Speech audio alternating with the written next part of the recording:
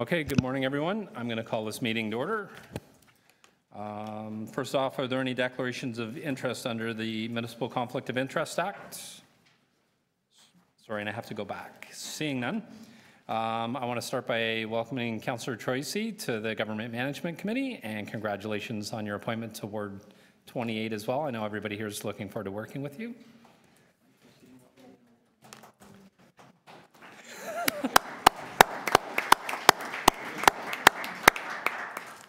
Councillor Grisanti wants you to move closer. I want to welcome everybody to meeting number 23, the Government Management Committee meeting. For those of us in the room, there's a screen at the back, in that back corner, providing real-time updates concerning where we are on the agenda and what's coming up next. If you're not in the room, if you want to follow us electronically, you can follow the agenda and the debate on your computer, tablet, or smartphone at www.toronto.ca/council. I would also like to acknowledge the sacred land on which we gather. It's been the site of human activity for over 15,000 years. This land is the territory of the Huron-Wendat and the Petun First Nations, the Seneca, and most recently the Mississaugas of the Credit River. The territory on which this meeting is taking place is the subject of the Dish with One Spoon Wampum Belt Covenant, which is an agreement between the Iroquois Confederacy and the Confederacy of the Ojibwe and allied nations to share peaceably and care for the resources around the Great Lakes. Thank you. I need a motion to confirm the minutes of our September 25th, 2017 meeting. Councillor Shan, all in favor? Carried. Speakers and presentations, there's a list here in front of us of all the speakers that are interested in participating in this meeting. And just to let everyone know, I am going to be moving a motion on item number 1. Just for the deputants to know, I'm moving this on, going to move it on behalf of Councillor Fletcher when we get to that item. So just if you want to take that into consideration in your deputation, if you still want to depute, the Government Management Committee not appropriate the outstanding taxes for 201 Carlaw Avenue by specifically excluding the apportionment application for 201 Carlaw Avenue from Appendix B in the staff report. That's a timed item for 9:45, but that's the motion that I'm going to be moving on behalf of the committee, just so everybody knows. Saying that, we will now go through the agenda. So the first item is the apportionment of property taxes that I just talked about. That's a timed item for 9:45. Number 8, sorry, I'm looking at the wrong sheet. Moving back. Number 2 is also time for 9:45, which is the cancellation, reduction, and refund of property taxes as of November 13th, 2017. Number 3 is a consolidation of text of the Corporation of the City of York Employee Pension Plan. Does anybody want to hold that? Councillor Davis is moving adoption. Number 3, all in favor? Carried. Number 4 is the appeal decision of the Toronto District School Board versus Cogeco Data Services Incorporated. I'd like to hold that. Councillor Davis is holding number 4. Number 5 is properties released by the Real Estate Services, the designation of a portion of premises as the municipal capital facility. Councillor Grisanti is moving adoption number 5. All in favor? Carried. Number 6 is the bringing significant procurements to council prior to issuance. I'd like to hold. Councillor Davis wants to hold number 6. Number 7 is a feasibility of develop a Canadian content policy for Toronto's procurement and compliance with existing trade agreements. I'm going to be moving a motion on this to defer it to January. I know there's a number of groups that would like to give input to this, but that's my intention with this one. So I'm going to be moving deferral until January. Okay. But you still would like to hold it? One of the things I felt we required was some input from the Economic Development Division. Maybe we can just... Okay, so why don't you hold it? That they are here at the next meeting. Okay, do you want to add that to my motion? And request that Economic Development staff. Okay. All right. Do you want to deal with that now or at the time? No, I'm fine. Okay. If you want to defer it now. Okay, so I'm moving a motion on number 7 that we're going to defer it until January. All in favor? Carried. Number 8, feasibility of requiring gender diversity of corporations, boards, and city procurements. There's this, one speaker, sorry, on that, so I'm going to hold that in my name. Oh, okay, so the speaker on number 8 has withdrawn. Does anybody want to hold number 8? Councillor Davis, hold number 8. Number 9, proprietary information technology maintenance and support contract renewals and amendments. Want to hold that? Councillor Davis holding number 9. Number 10, request to extend contract number 470-17237 with Xerox Canada Limited. I want to hold that. Councillor Davis is holding number 10. Thanks for reading the agenda, Councillor Davis. And number 11. Not that I'm saying nobody else has. Number 11, provision for the supply, delivery, and first-year maintenance and support of Oracle software licenses from Oracle Canada ULC. I'd like to hold that too. All righty. And Councillor Davis, you can ask staff questions offline as well if you're... Yes, I can. Vince, did you want to hold that? Okay. Councillor Davis is prepared to share. Absolutely.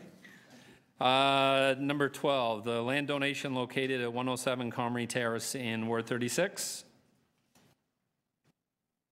Move it. Councillor Crisanti is moving number 12. All in favor? Carried.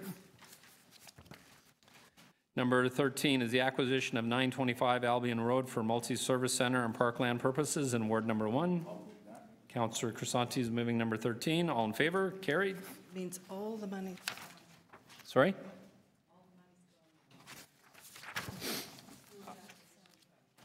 Number 14, affordable rental housing, the new lease agreement at 1313 Queen Street West, 125 Manse Road, 1177 King Street West, 156 and 158 Munro Street, as well as 140, 163, and 164 Spadina Road. Councillor Shan, sorry, you want to hold it? Move it. Councillor Shan's moving the recommendations, number 14. All in favor? Carried.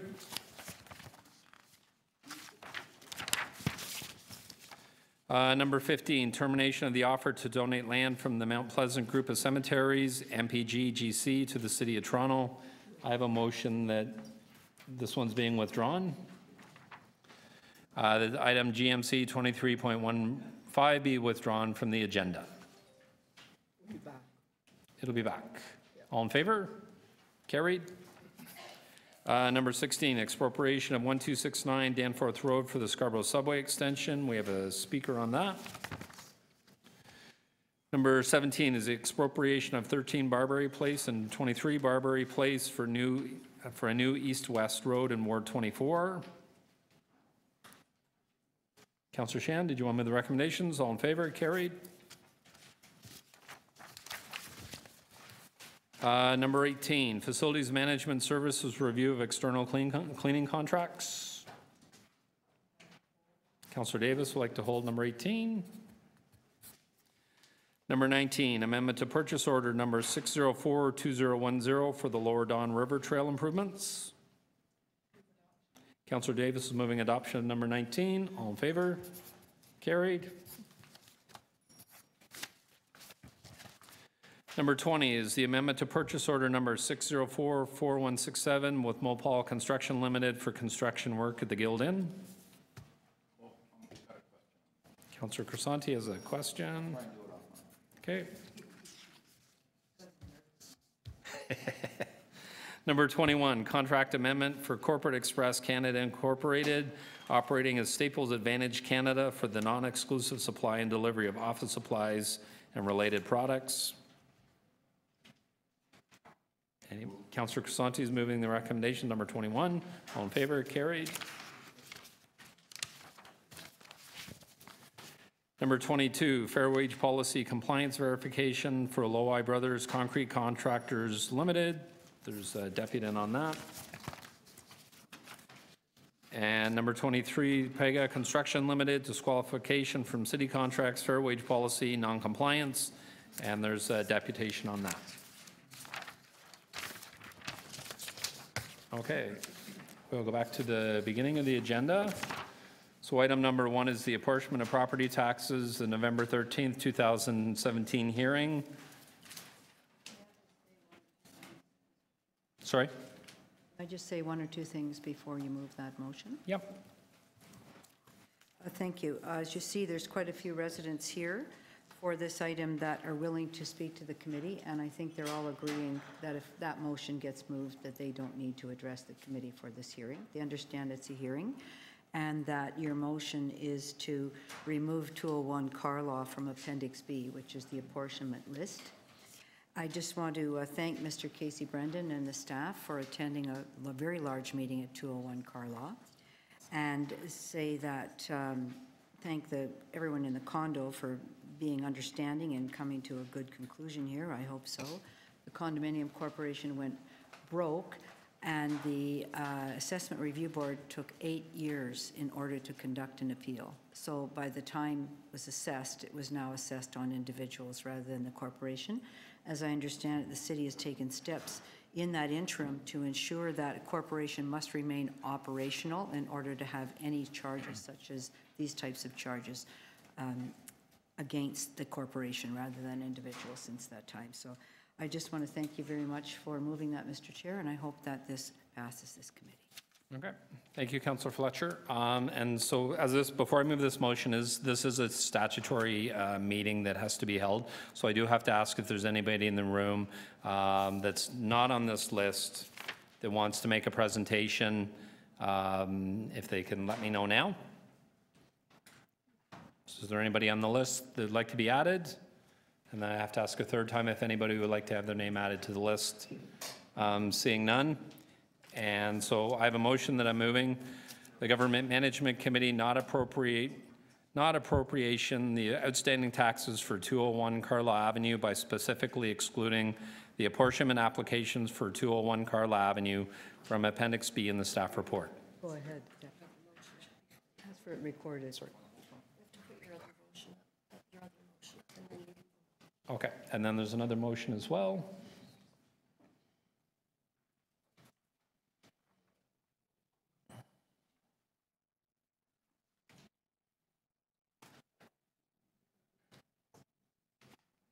The recommendation number 1 be deleted and replaced with the following.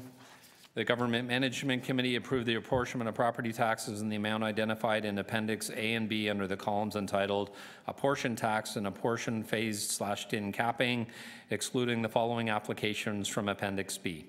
And those are listed on the screen. Do I have to read them? No? Okay. Listed on the screen. So those two motions I think we can take as a package. All in favor? Recorded vote. Sure. All in favor? Councillor Cole, good morning. Councillor Crisanti, Councillor Ainsley, Councillor Davis, Councillor Shan, and Councillor Troisi. Opposed? That's unanimous. And then item is amended. All in favor? Carried. Thank you, Councillor Fletcher, for coming in this morning and looking after your residents. Thank you very much.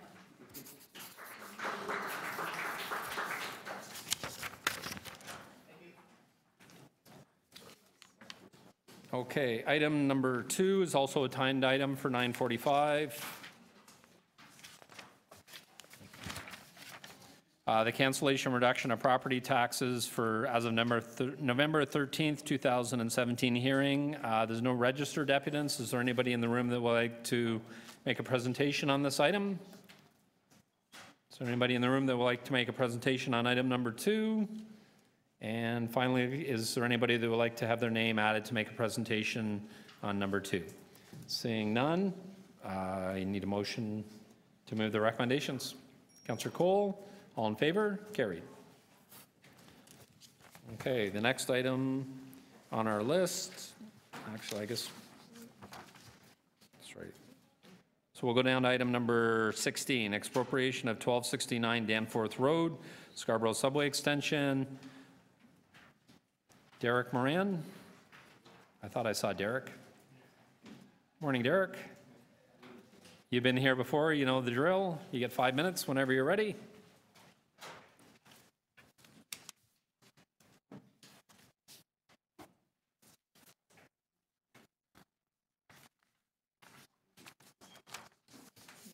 I just want to say, by me speaking at this meeting, this shall not be deemed to be in any way my consent expressed or implied, and doing so is fraud. God bless Her Majesty the Queen, and long live Her Majesty the Queen. So in this item, it mentions staff will continue to negotiate terms of an agreement with the owner of the property. However, if an agreement cannot be reached, expropriation may be necessary. So just everybody knows, in the Dictionary of Canadian Law, expropriation is defined as 1, the acquisition of title to land without the consent of the owner, 2, taking without the consent of the owner. In this item, it further mentions, in the event of expropriation, expenditures for the market value of the property interest, as well as disturbance costs, if any, interest, land, tax, transfer, tax costs, and all other associated costs stipulated under the Expropriations Act will also be funded from the 2017 Council-approved capital budget for the Toronto Transit Commission for the Oxford Properties Subway Station Extension, sorry, my mistake, the Scarborough Subway Extension. Now, just in case this property owner isn't too crazy with having to either sell or be expropriated and would like to have their try fighting this in court instead, because, you know, maybe they think on principle the 7-stop LRT would be better serve the people of Scarborough than the 1-stop subway that, oh, by the way, just happens to end at a mall, just like the Shepherd subway line did. Take notice, this is what the Supreme Court of Canada and the City of Nanaimo versus Rascal Trucking 2000 said. Municipalities do not possess any greater institutional competence or expertise than the courts. Municipalities are political bodies. Neither experience nor proficiency in municipal law and municipal planning is required to be elected a councillor. Finally, council decisions are more often byproducts of the local political milieu than a considered attempt to follow legal or institutional precedent, and are necessarily motivated by political considerations and not by an entirely impartial application of expertise.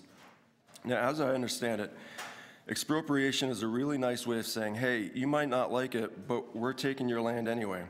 But so no one can accuse us of stealing it from you. We're going to make it up to you by paying you the market value of your land. Why? Because we here at the government are performing God's work and are doing this for the greater good, because we know what's best for you. And this is just in the public's interest. And hey, that came up recently, didn't it, the public's interest? So this is from an article. I think, did you forget the, did I get his? You have 2 more minutes. I got a clock up here. Okay, this is from an article by Jennifer Pagliaro, the Toronto Star, dated Tuesday, November 7th, 2017. This is the most voted upon project, I think, that's probably ever gone through the City Council, Tory told the Star on Friday. He said if councillors believed requesting that kind of analysis was in the public interest, they'd vote for it. Anyone actually know what public interest actually means? This is from Black's Law Dictionary, 9th edition. Public interest, 1, the general welfare of the public that warrants recognition and protection. 2, something in which the public as a whole, not just the people from Scarborough, has a stake, especially an interest that justifies governmental regulation. This one's from the Dictionary of Canadian Law, public interest. 1, the Supreme Court of Canada in R versus Collins, 1987, Justice Lamer set out of the criteria that a judge must take into consideration when dealing with public interest. It serves as a reminder to each individual judge that his discretion is grounded in community values, and in particular, long-term community values. 5, includes concerns of society generally and the particular interests of identifiable groups in the context of weighing the balance of convenience on an application for an interlocutory injunction. In the Dictionary of Canadian Law, interlocutory injunction is defined as an order intended to ensure that certain specified acts do not take place until the rights of the parties are finally determined by the court. So, in case this guy ever wants to fight you guys about this in court, until you do the value for money, of course.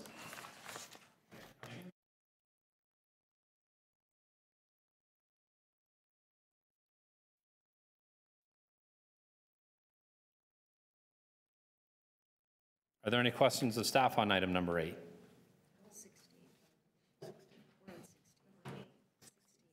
Sorry, 16. I'm looking at the wrong one. Any questions on staff on number 16? Can I have somebody move the recommendations on number 16? Councillor Shan, all in favor? Carried. Our next item, registered deputy is number 22, Fair Wage Policy Compliance Verification, Aloia Brothers Concrete Contractors Limited. The speaker is Anna Frizoko McMahon, President for Paving Incorporated. Good morning, Ms. McMahon. The way it works here is so you have 5 minutes to make a presentation to committee. Once you're done, each councillor can ask you questions for up to 5 minutes. Once that's taken place, we have what's called taking it back into committee, where we can each individually ask staff questions for up to 5 minutes. Then we bring it back into committee where we debate the item. So if you have 5 minutes to speak whenever you're ready, there's a button in front of you. When it lights up, that microphone is on, and you can start whenever you're ready. Good morning. I won't take 5 minutes. We'd like the committee to approve the recommendation made by the Fair Wage Manager, giving him authorization to pay our company directly. These funds will be used to meet our payroll and benefits remittance obligations. Thank you. Okay. Councillor Davis? Yes. I understand that you submitted your documentation to the city to confirm that you met the fair wage requirements. However, the contractor, as you know, did not. Yes. And so I want to ask, do you have other remedies that you can pursue? Because this will be a precedent-setting decision if we do what you've requested. At this point, the contractor advises me they're unable or unwilling to pay us until this matter is resolved with fair wage. We understand we've satisfied fair wage. However, they have other issues I can't really speak to. But you're a subcontractor. Correct. So your relationship is not with the city, your relationship is with Aloia? Is that the general contractor? Indirectly, we are dealing with the city. No, I'm asking who, We're subcontractor to Aloia. Correct. Right, so that is where the contractual relationship is. Yes. Okay. All right, thank you. Councillor Crisanti, you have questions? No, I just want to be clear. So you were asking for option 3, obviously. I believe it's item 5, where You're asking for the funds to be released. if it could be paid directly to us Paid. at this point, because, yeah. Okay. All right, thank you. Okay. Any other questions of the deputant? Seeing none, thank you very much. Questions of staff? Councillor Davis? So just to be clear, FERPAC was a subcontractor, That is correct. and it was, and Aloia had 4 subcontractors. Aloia had multiple subcontractors, and and FERPAC was one of those subcontractors. Right. I thought I read 4 somewhere. Let me just clarify. It's beside the point. This was one of several subcontractors. So on this particular project, were they the only subcontractors? No, there have been multiple subcontractors. Number of them have been listed in the report. However, based on transportation services logs, there were up to 10, in fact, more than 10 subcontractors on the job site.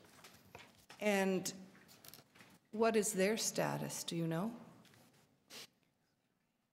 Have they been paid, or is FERPAC the only company that seems to? To our knowledge, at this point in time, FERPAC is the only company that we know of that has not been paid the full amount for the contract. Is there a possibility there are other subcontractors who are going to come forward after this and ask the city to pay out for an obligation and a contract that was between the general contractor and the subcontractor? That is correct. But, so there is some possibility that others could come forward?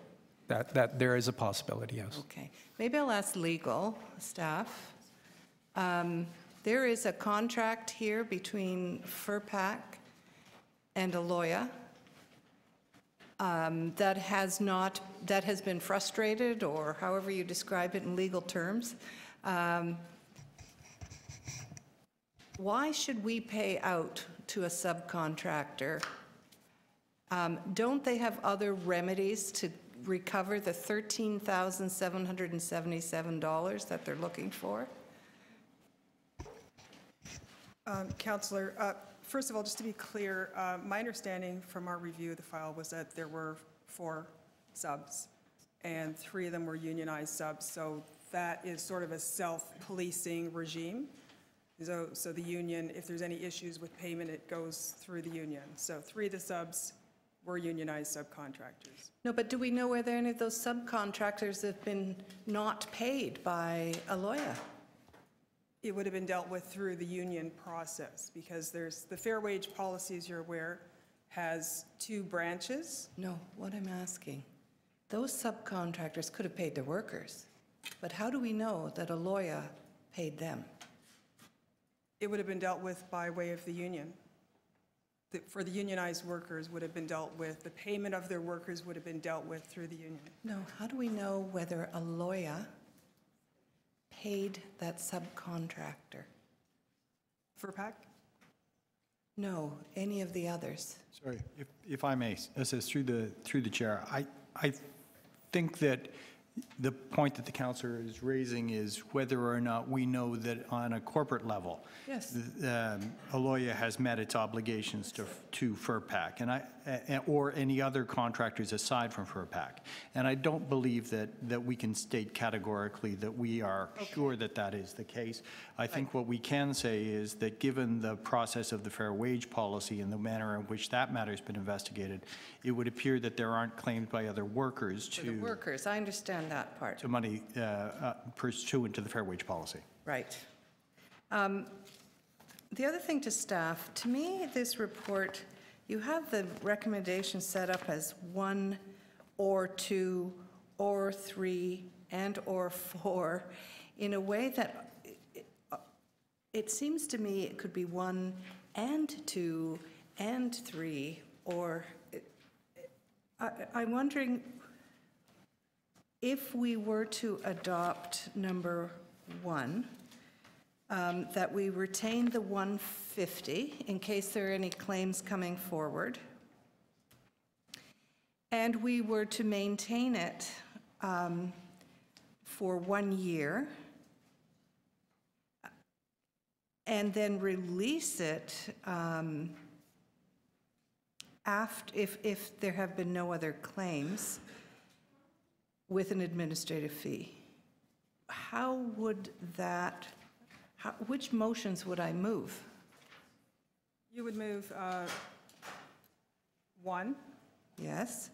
3, and then you would have to determine if you were going to move for the FERPAC payment to go forward. So that would be number 5. If you're moving, recommendations 2 and 4 go together. So if you don't move 2, you don't move 4.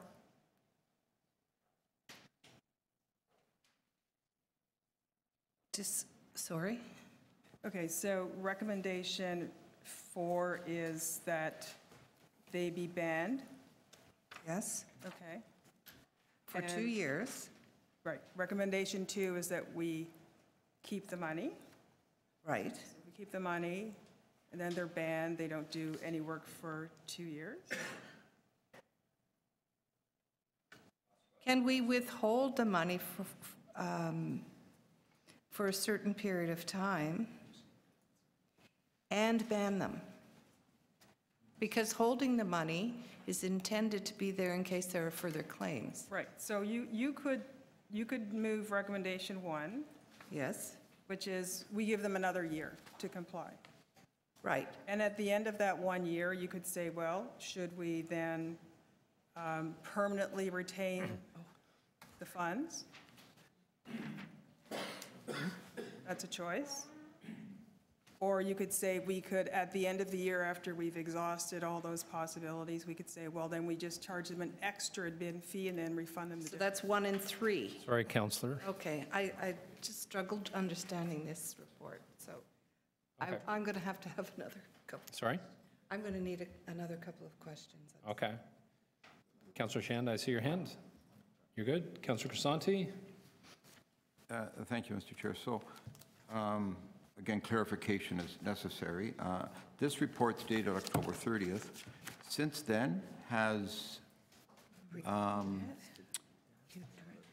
FERPAC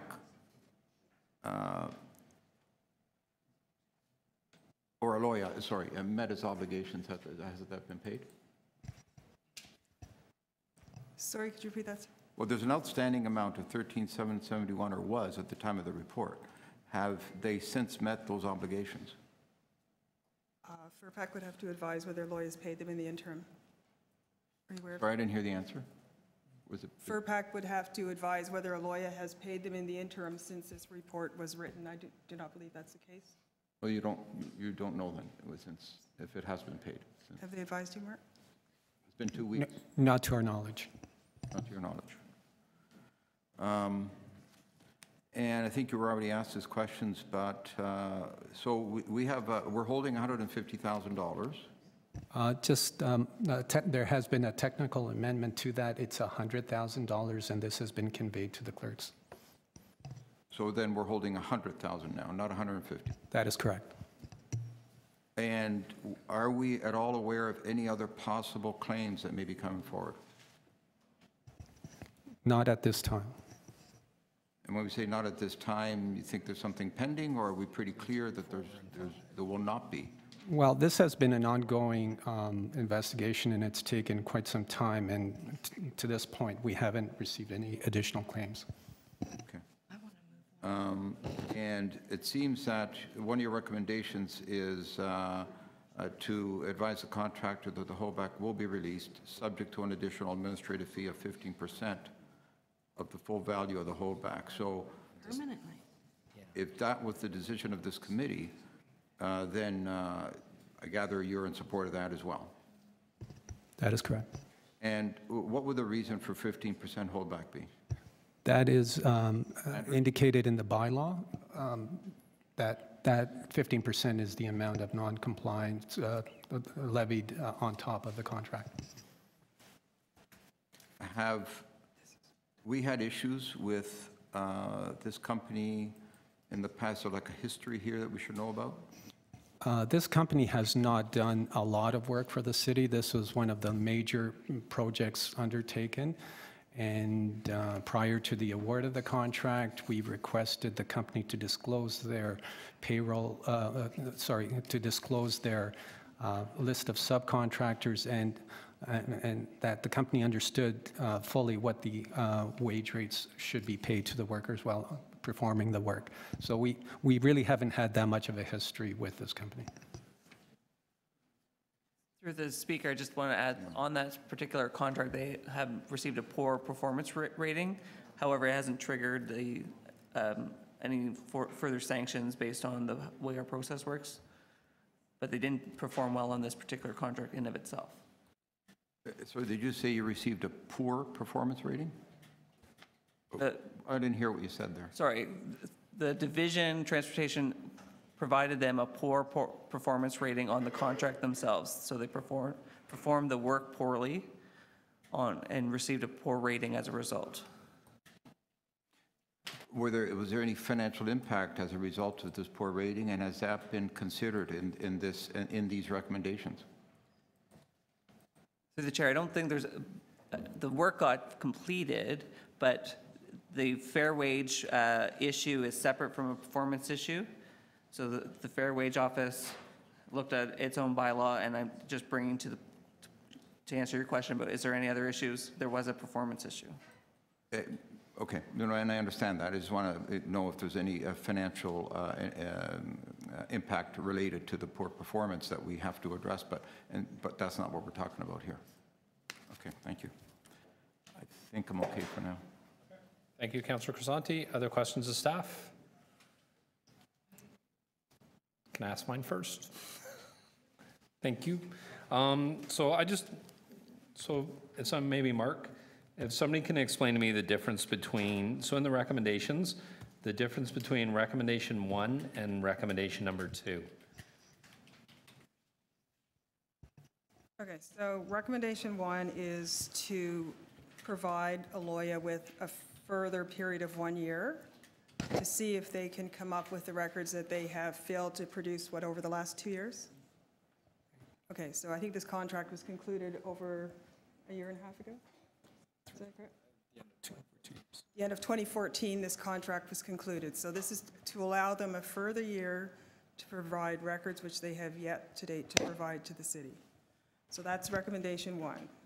So you can allow them to do that. Recommendation 2 is that the city withhold the funds permanently and provide those funds for the operation of the Fair Wage Office for their compliance-related activities. So you could do 1, which is give them a further year, so that would be 2018. And if they still did not provide the records that are required, then you move into, okay, now you have lost, the door has closed. You've lost that opportunity, and the city will just direct those funds to the Fair Wage Office compliance activities. Okay, and so... Are you good?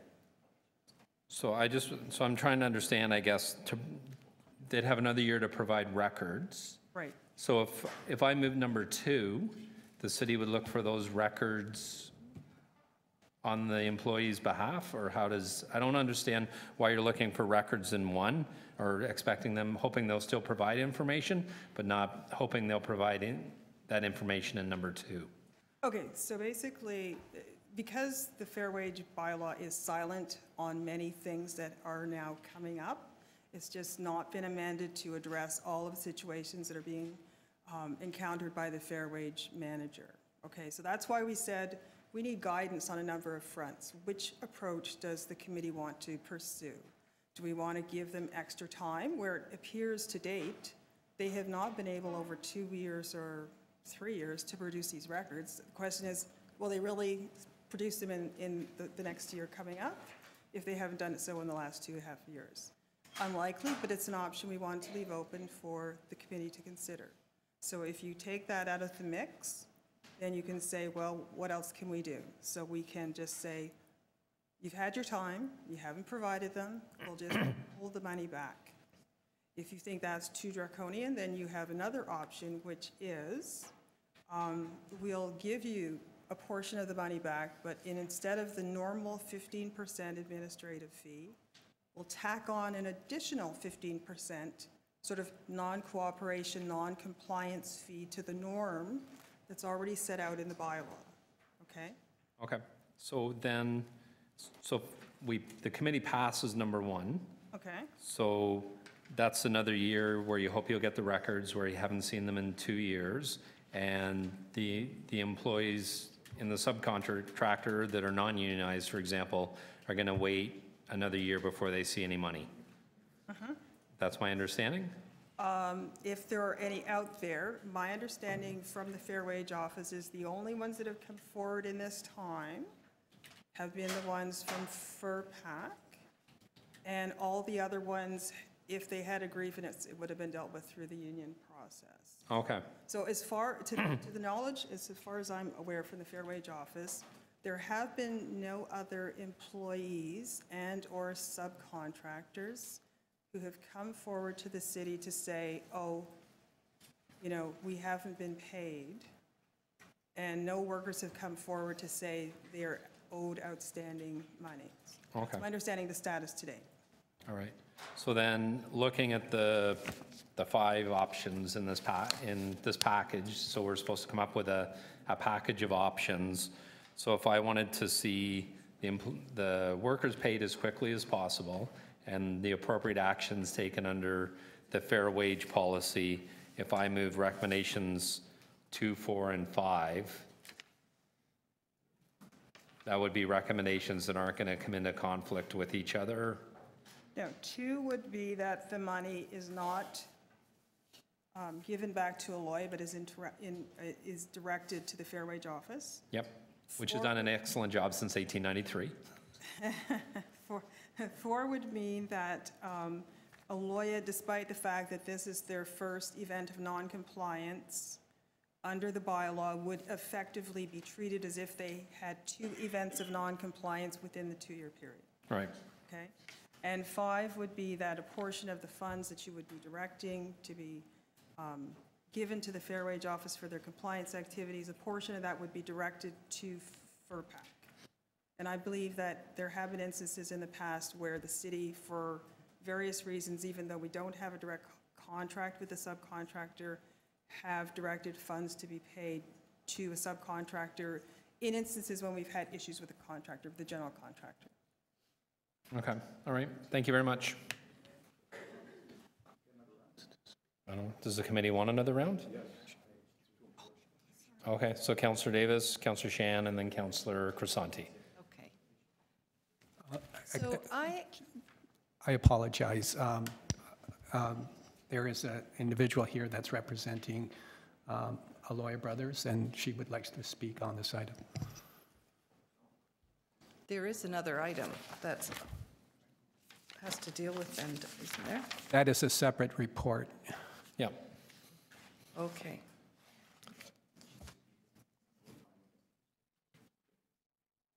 I don't know, it's the will of the committee.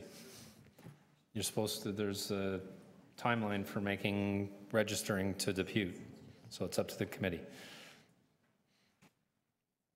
Fine. Fine, okay. All in favor? Okay, opposed? Would you like to come forward? You have 5 minutes to make a presentation.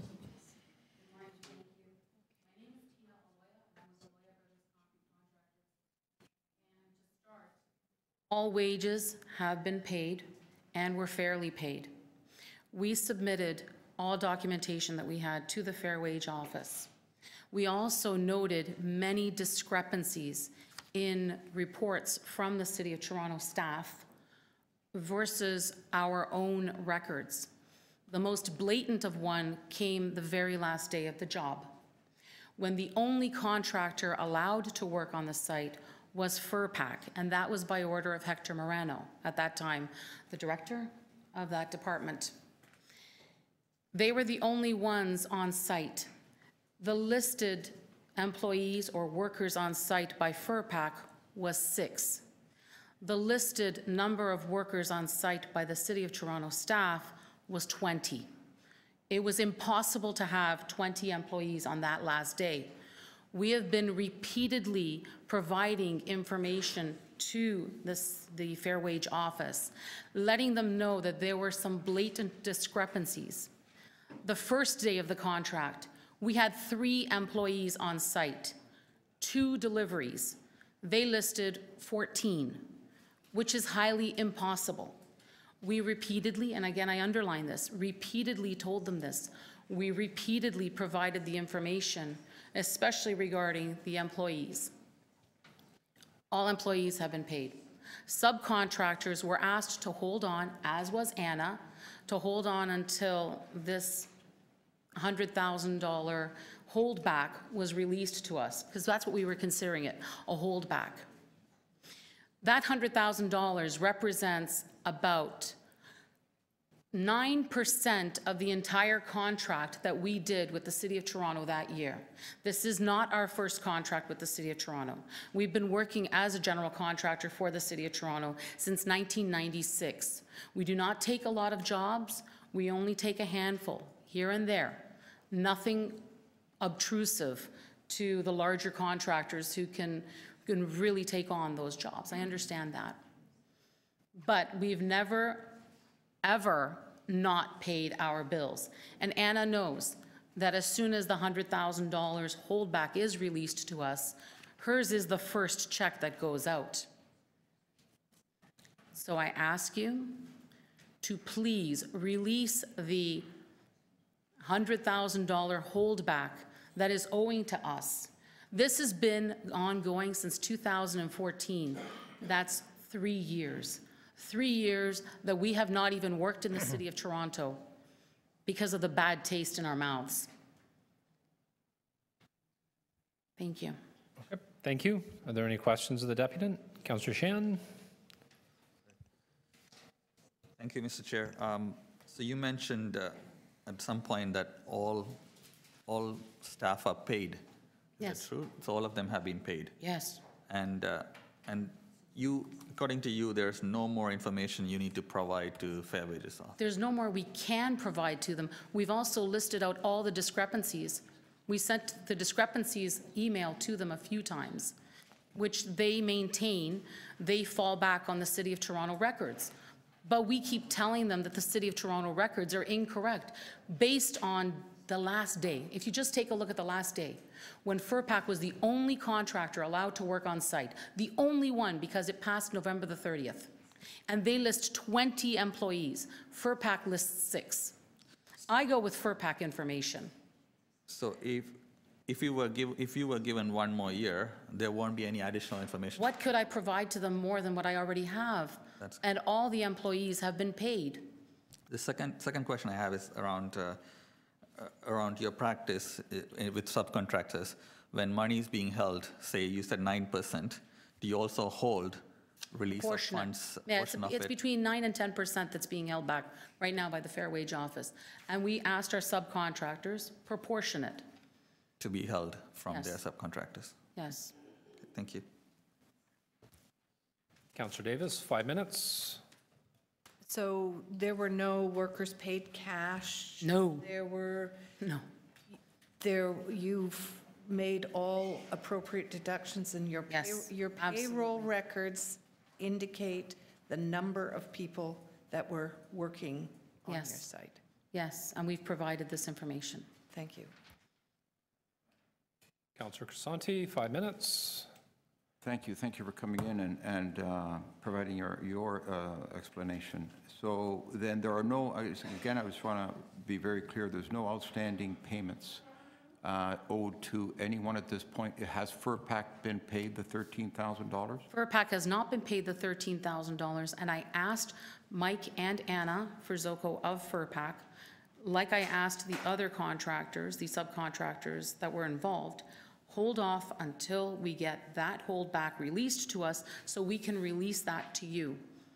Because we're brunting $100,000 at that point. No, I understand. So how long has the holdback, the $100,000 been with the city? How long? October 2014, 3 years. 3 years. 3+ years.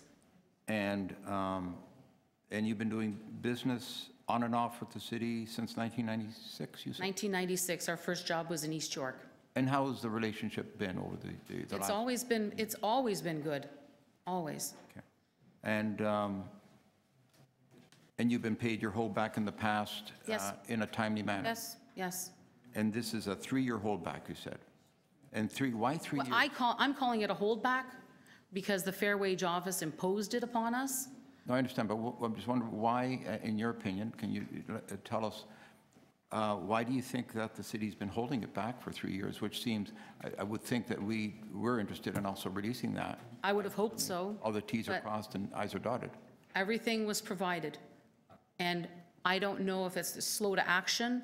I don't know if it's you're relying on information that isn't correct. I suspect that's what it is. And you said that, I guess, at some point you have to describe and list all the discrepancies on the job. I did. Outstanding work, and I that was provided that to the Fair Wage Office. done and submitted. There's no further outstanding discrepancies. There are no further outstanding, no. And in 2 occasions, you mentioned, I think, in one occasion where there's 3 employees versus 14. City of Toronto records showed Okay. on the first day, we had 3 workers on site, just 3. Your workers, Yes, just 3. right? And City of Toronto records indicate 14. I mean, that's a significant. I agree. The last day of the contract, we had, according to FERPAC, 6 workers on the site. City of Toronto records show 20. All right. That's a substantial difference. I can't make up men. If I had those numbers of men, this contract would have been finished in like 20 days. And why is it just FERPAC's on the job at the end? They were working on a special portion of the project right in front of Proprietary. Right. And Hector Moreno wanted that portion completed, but FERPAC could not get it completed before November the 30th. So Hector Moreno said only FERPAC is allowed to be on site to complete that portion of the work, and that's it. End of contract. So if this committee agreed to move on item, recommendation number 3, which is the release of the, well, it says here 150, but in fact it's 100,000, with a 15% holdback and possibly maybe an additional 15%, you know, just in... That doesn't even sound right, Nope. 15% plus 15%, because I believe your spec says a maximum of 15%. So if I was a truant contractor throughout since 1996, I could see that. I could see your 15%. I don't understand the additional 15% at all, because I've been pushing to get this put before the GMC for about a year and a half. So you don't see any justification for anything other than the full release, except for the Exactly. the 15%, which is The 15% agreed. again is exorbitant, because I have not been a truant contractor. I haven't. I've been providing our service to the City of Toronto faithfully and in good faith since 1996. So then you're saying 100% should be in full, 100% release, Yes. or the $100,000 should be Yes. released. Yes. We pay all our subcontractors, all of them. And Anna actually does know. She knows. I know she's to protect her money. I get it.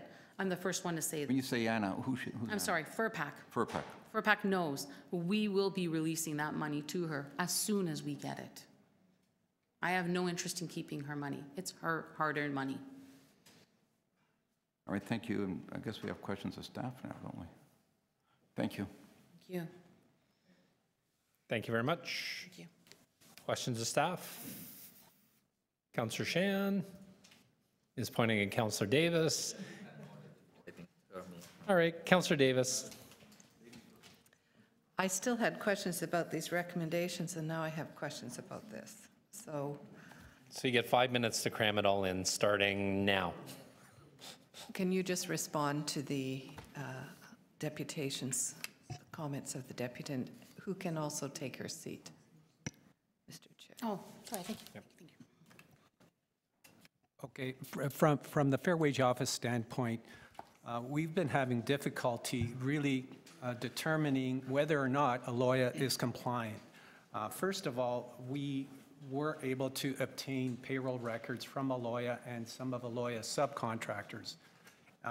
At the same time, we also asked Transportation Services to provide us with daily inspection logs to be able to determine how many hours, how many workers were out in the field. On the one hand, the payroll may show that the workers are being paid the appropriate wage rate, but you have to look at the number of hours those workers performed in the field. And how do we do that? First of all, Aloia and none of their subcontractors other than FERPAC provided daily field time cards for the workers. So we did not receive any time cards whatsoever from Aloia or some of their subcontractors. And that's a requirement of the contract? It is a requirement of the contract. It's Okay. embedded in the Fair Wage bylaw. So you got no time cards? We have no Very time cards. At the same time, we obtained the daily work inspection logs from Transportation Division, and we saw such a major discrepancy between the two, and we could not consolidate that. So we've had multiple meetings with Aloia Transportation Services going back and forth, clearly trying to come to a consensus in terms of what really happened in the field, how many man hours, et cetera, et cetera. And that is the reason why this report is before this committee, because we were unable to determine compliance, and the bylaw does not allow us or provide direction in terms of the holdback provisions that we've exercised. So these options before us, if we were to hold back for a year, are you saying then that's recommendation 1, then you can't determine that they failed to comply? You cannot adopt number 4. Or can you adopt number 1, which is a holdback, for the purposes of paying the workers should they come forward? Or is it still to wait to determine whether or not they were in non-compliance? Because these all say or, and. What is the purpose, is the purpose of the 150 holdback to have it there should other workers come forward and claim they weren't paid?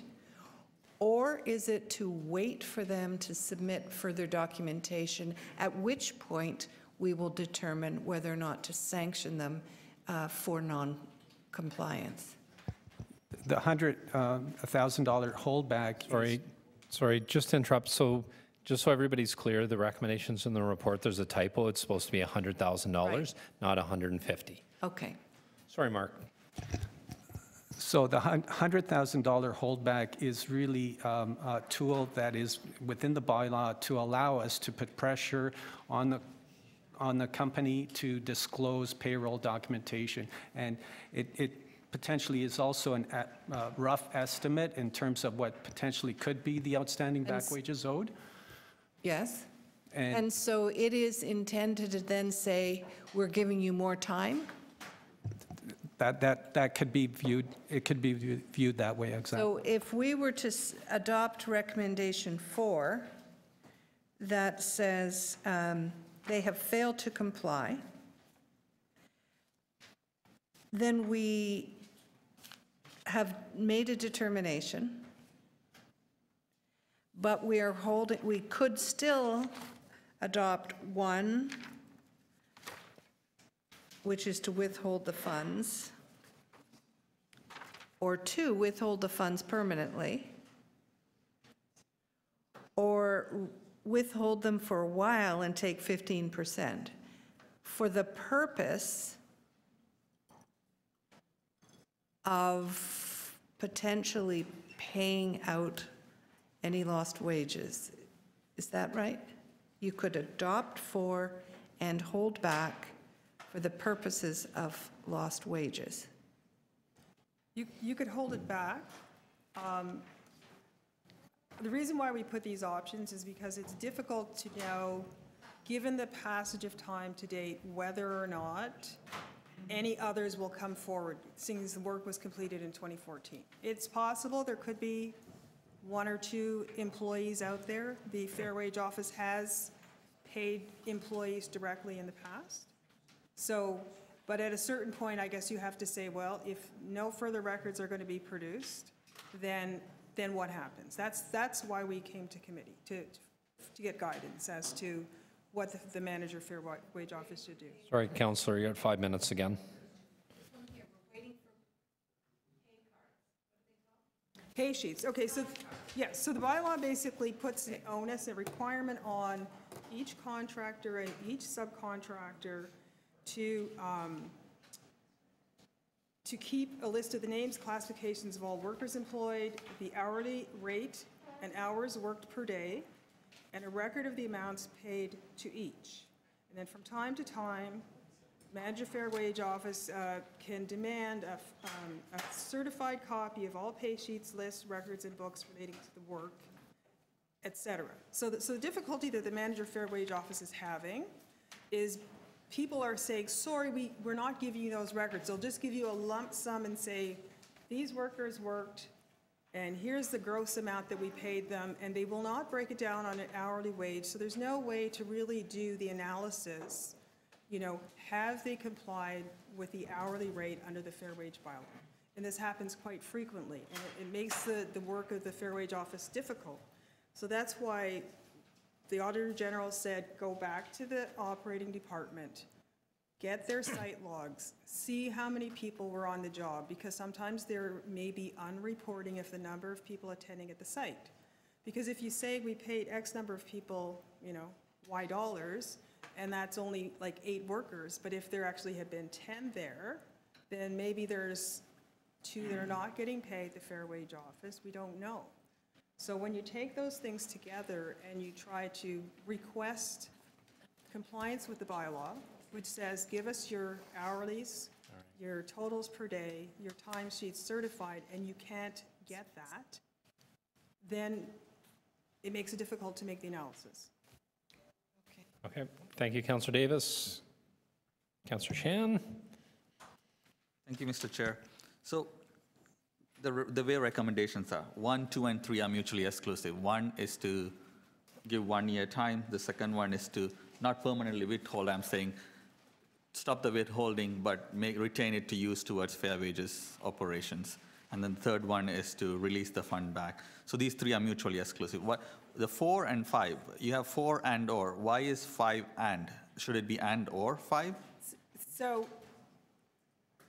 I leave it to the committee. You can do an amendment to the recommendations and make an or an and if you feel No, I'm just that's asking more because if appropriate. it's mutually exclusive, Yes, then you I'm can just do saying, so. we were trying to give a range of options. Okay, so it could be and or. I think you could say and or as Okay. appropriate. Through the chair, I think one way to deal with the relationship between recommendations 1 through 3 and 5, if the committee is going to adopt one of recommendations 1 through 3, and at the same time wishes to adopt recommendation 5, then it should be thought of as being adopting recommendations 1 through 3, subject to recommendation 5. So that the committee determines what it's going to do in relation to the funds generally, subject to a direction that certain monies be paid directly to FERPAC. Okay. Because the and between 4 and 5 makes it seem like there was no choice in terms of tagging that along. If we went with 4, 5 has to come in. Well, I guess we were trying to make it, put the option before the committee. Do you feel like a sanction should be made in light of the non-compliance from the standpoint of the Fair Wage Office? So there has been non-compliance in that we have not had compliance with the bylaw. Okay. So the question is, do we want to take the extreme step and say, okay, disqualify them despite the fact that they have not had another event of non-compliance? Okay. That's one thing. And the other thing is that we have one of the subcontractors who has come forward with verifiable records, which actually show times, workers, hours as are required, and make a direct payment to them. Okay. So I'm just going to, because of time, I'm going to ask a few questions together. So the investigation, there is a story from the main contractor and there is a somewhat of a contradictory story what we have from the city.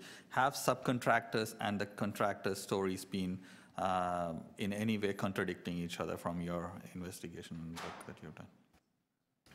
In terms of the inspection logs, I believe Transportation Services can speak to that. We rely on city daily inspection logs in terms of understanding the head count for number of workers on any particular day, and then comparing that with the payroll. So there has been such a wide gap that we certainly have not been able to bridge that gap after countless attempts at this. When you collect information on this type of, looking into what happened, are you permitted to contact directly subcontractors to find information, or is it all done through the main contractor? The fair wage policy applies equally to the general contractor and any subcontractor and any subcontractor. So Policy applies, but are you able to talk to them directly? Yes, we are. So in terms of past experiences of us releasing money to a subcontractor, when do we decide that? At what point do we decide? Do we look at what steps they have taken to recover that money, and what steps do they have to take before they come to city to get the subcontractors' money released? Precisely. So let's say that the company comes back and discloses, of the information that is required. It is determined that that 50% of the holdback is the amount owed to the workers. The balance then is released to the company. Now, the fair wages policies is there to protect, employees from being exploited, basically, or paid less. So in a situation like this, where 90% of the money has been given, so if this contract was in violation of fair wages, just hypothetically, we have kind of had 90% of our funds go to a project where employees could have potentially been exploited. Where in early stages were we in terms of fair wages related assessment on this? Do we always do it at the last 10% withholding time, or where else do we intervene on this? Well, typically the way it works, let's say the non-compliance works out to $50,000. So the 15% is the administration fee that's levied on top of that $50,000. And that's the way the bylaw has been written in terms of how we can recoup some of the money in terms of the administration fees. Okay, thank you. That's your last question, Councillor. Okay, anybody else? Yeah. Really, Vince? All right, here we go. So just a couple of questions of clarification first on the recommendations. Recommendation number 1 makes reference to, well, the very last few words, to provide the requisite information. What additional information are you expecting? Or do we have everything already? So Rec 1. So recommendation 1 would be the hourly rate and the hours worked for the employees that has not been provided today for the work on this project. Is that correct? That's correct. So you still have some outstanding information with respect to hourly or time worked on the job? What exactly are you anticipating to get from that? Well, yeah, we're just trying to determine that through this report, where you've got payroll records that do not disclose perhaps the full amount of hours worked on the job site compared to the inspection logs. So, and this is the problem that we have, is really determining what that is. Okay, so I guess to clarify, transportation services attends at the site. And there's only one project being performed in, between these 2 blocks. It's a city project. And in transportation services observes 15 people working, perhaps some for the general, perhaps some from 2 different subcontractors. So they mark down the number of employees they're attending at the site working. When we ask for the records from the general contractor, instead of showing 15 workers, they may show 8 workers, and then say, here's our records for fair wage purposes. And Fair Wage said, but we have 15 workers recorded by Transportation Services as attending at the site working on that day. How do you reconcile the 2? So this has been the standoff, is that we have transportation records and we have general contractor records, okay, and they are not in okay, so I get that. All right, hold on. Yeah. Sorry, is there anybody here from Transportation Services? You put my time on hold, please. Can you clarify for that, please? I'm Roberto Samponia from Transportation Services. So can you clarify what we were just told? Because the owner of the company is saying they provided everything, and our fair wage staff are saying they're waiting on information, and the transportation department's involved. So can you clarify, please? So I received the report from Mark and Fair Wage, and I compared it to our notes, and there was a lot of contradicting points brought up by the contractor where they said they didn't work, but we actually have material tickets to show they were on site and other subcontractors. So that's where the discrepancy is. All our reports show several contractors on site, and we have actual material tickets. So on dates where they said they haven't worked. When the owner is saying, so on the city side, they're saying, for example, there was 20 employees there the one day, and the contractor's saying there was only 4. Your records are showing that there was actually 20 contractors and subcontractors on site, and that's an issue. Yes. Okay, are we good to go? So, all right. So you have a minute and a half left, Vince. Oh, I got a little more, I hope. You got a minute. You just took 2 minutes. So no, I stopped your clock. You have a minute and a half. All right. So then recommendation 3, 2 questions quickly. It says here 15% of the full value withheld. Is that 15% of 100,000 or 15% of a different number? So the fair wage bylaw allows an administrative fee on an excess of 15% of the balance to make up as an administrative fee. So because of the work that the Fair Wage Office has had to undertake in this over this number of years, we're saying if it's released, then it might be appropriate for the committee to recommend an additional 15% in addition to what's in the bylaw. Okay, and a three-year holdback, so I heard earlier from the deputy, have we been holding funds for 3 years now? And how, go ahead. Yes, we have. We have. And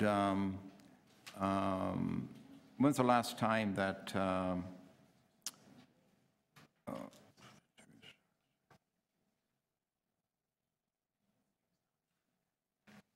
well, one more thing, sorry. So what is the exact holdback if we calculate the 15%? What would that come out to in dollars? Is it 15, again, was it 15 of 100 or a different number? I don't understand the answer to that. 15 of the 100.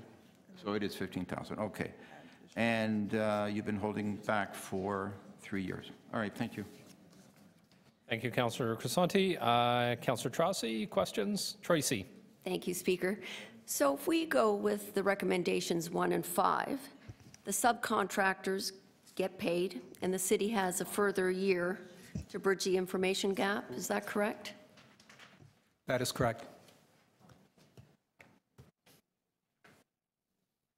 You got 4 minutes and 45 seconds? No? Okay. No, so we're done. Speakers? No. Councillor Davis, we've had 2 rounds. Everybody's exhaustively done this. So speakers. I have one more question. You can have one question and not in 15 parts. One question. If we adopt number 1, which says we are waiting, does that mean we have not made a determination about whether or not they're in compliance and therefore cannot adopt number 4 as well? Can we adopt 1 and 4?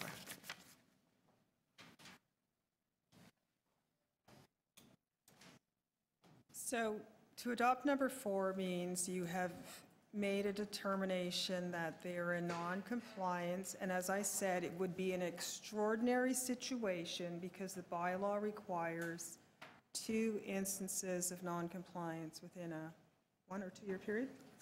3-year period, okay. So that is 3-year period has not occurred because they have not had an incidence of non-compliance within the last 3 years to couple up with this one. Okay, not cooperating with the fair wage officer, not providing the records required would be determined to be non-compliance, okay? So to adopt recommendation 4 is to adopt an extraordinary measure somewhat out of sync with the requirements of the bylaw. So that's why we've put it there as a consideration, but noting that it would be an extraordinary measure. So you could adopt number 1 and perhaps defer number 4 upon the, the expiration of the 1 year and we still don't have anything more than we have today, then say, come on, it's 4 years, we've given you time. Go to number 4, now you're disqualified. But that would then push off the disqualification for another 2 years. Okay. Thank you. Speakers? Councillor Crisanti. Thank you, Mr. Chair. So here's what I observed. So clearly, I think staff has struggled with this themselves, to bring forward a recommendation to count. Are you moving any motions? No, but I think I'll recommend what should be moved. Okay. So again, I see staff struggling with this, and certainly I'm struggling with it. It's obviously a very complex situation, and it should be. It should be really straightforward, and it looks like an arrangement that is failing in communication on both ends. I think severely, and I think there's an old saying that it takes 2 to tango. Well, maybe this agreement could have been better managed, maybe at both ends. And given that this company has been doing business with the city for more than 20 years, there's a relationship there. I think if there was anything serious here, any real big problem, it would have been this relationship would have terminated long ago. And I hear that there could be motions and there could be other suggestions on how we deal with these 5 recommendations. We've been holding the money now for 3 years. We are clear, it seems clear that there is one subcontractor that yet has not been paid. So the way I see this, Mr. Chair, is that the most reasonable solution to this is to possibly recommend, or I would recommend that we adopt recommendation number 3 that's tied into recommendation number 5, and that should settle the outstanding issues that are on the table at the moment. We could mix and match any combination of recommendations here, and it seems that staff is comfortable with any of these that we choose. And I believe if they were not comfortable with any of these, they would have narrowed down the options. They've done the work on this. They've done the due diligence. And if things were clear to staff or clearer to staff, I think that we would have been facing a very different option in front of us and maybe had only one recommendation in front of us, clearly stating this is the direction we need to go, where staff would be directing us to encourage us to accept whether that recommendation was any one of these 4. They would pick one and say, this is the way we recommend committee move on this particular item, because it's perfectly clear to us that there's a problem or there isn't a problem or whatever. Well, we got 5 recommendations here. It's not too often I see that in 7 years I've been here. And this is why, I think staff clearly has been struggling with it. We're struggling with it. We could mix and match more recommendations, but I think we need to make sure that people get paid. Now, I don't know how large this company is, but $100,000 is a lot of money, but we got to make sure that everyone's been paid, and that's the only reason I'm suggesting we tie it into recommendation number 5, so everyone's comfortable that, and even the deputy indicated that, they certainly, there are no issues between them and this other company, FERPAC, and so they should be paid. So that's an agreed. That's already been agreed to. So I think that is the most sensible way to go, or we would have had a very different recommendation in front of us. So, Mr. Chair, I would move 3 tied in with 5. Sorry, you're moving 3 and 5? Yeah. Okay. Councillor Davis is next. Yep. Councillor Shan, questions of the mover. Councillor Crisanti says he's moving 3 and 5. 3 and 5. It's not a new motion. This is motions that are already in front of us. Sorry, and just to be clear, councillors, so if you're moving a motion, you're supposed to be doing it at the beginning of your remarks, and I did ask you at the beginning if you were moving anything, and you said you weren't. Well, no, and now you're moving right. 3 and 5. So just to be clear, if you're going to move something, right, you have to do it at the beginning of your remarks. That's the procedural bylaw. Thank you. Okay, thank you. Questions from Councillor Shan. Through you, Mr. Speaker. When the deputant from the main contractor, Aloia Brothers, talked, she did mention if the money was released, they would pay Correct. the subcontractor. Correct. So you doing 3 and 5 makes us pay the subcontractor and release the money to the thing. So are we giving more than what the contractor actually asked for? No, good question. The way I read that, and if I'm wrong, then I stand corrected, and we could adjust that. I read by combining 3 and 5, we would release 100,000 less the 13 that's owed to the contractor, and the contractor's paid directly. I'm happy either way, as long as people get paid, as long as it happens. That's the way I see it. And then there's a 15% holdback, as it's recommending here as well. That's my understanding. Yeah, but I for me to be clear, 3 and 5 basically says release the fund, 15% additional fee, and then 5 says city pays the subcontractor. Yes. So, so it's from what you understand and what I see on paper, it seems different to me, but I'll just leave it at that. Councillor Davis?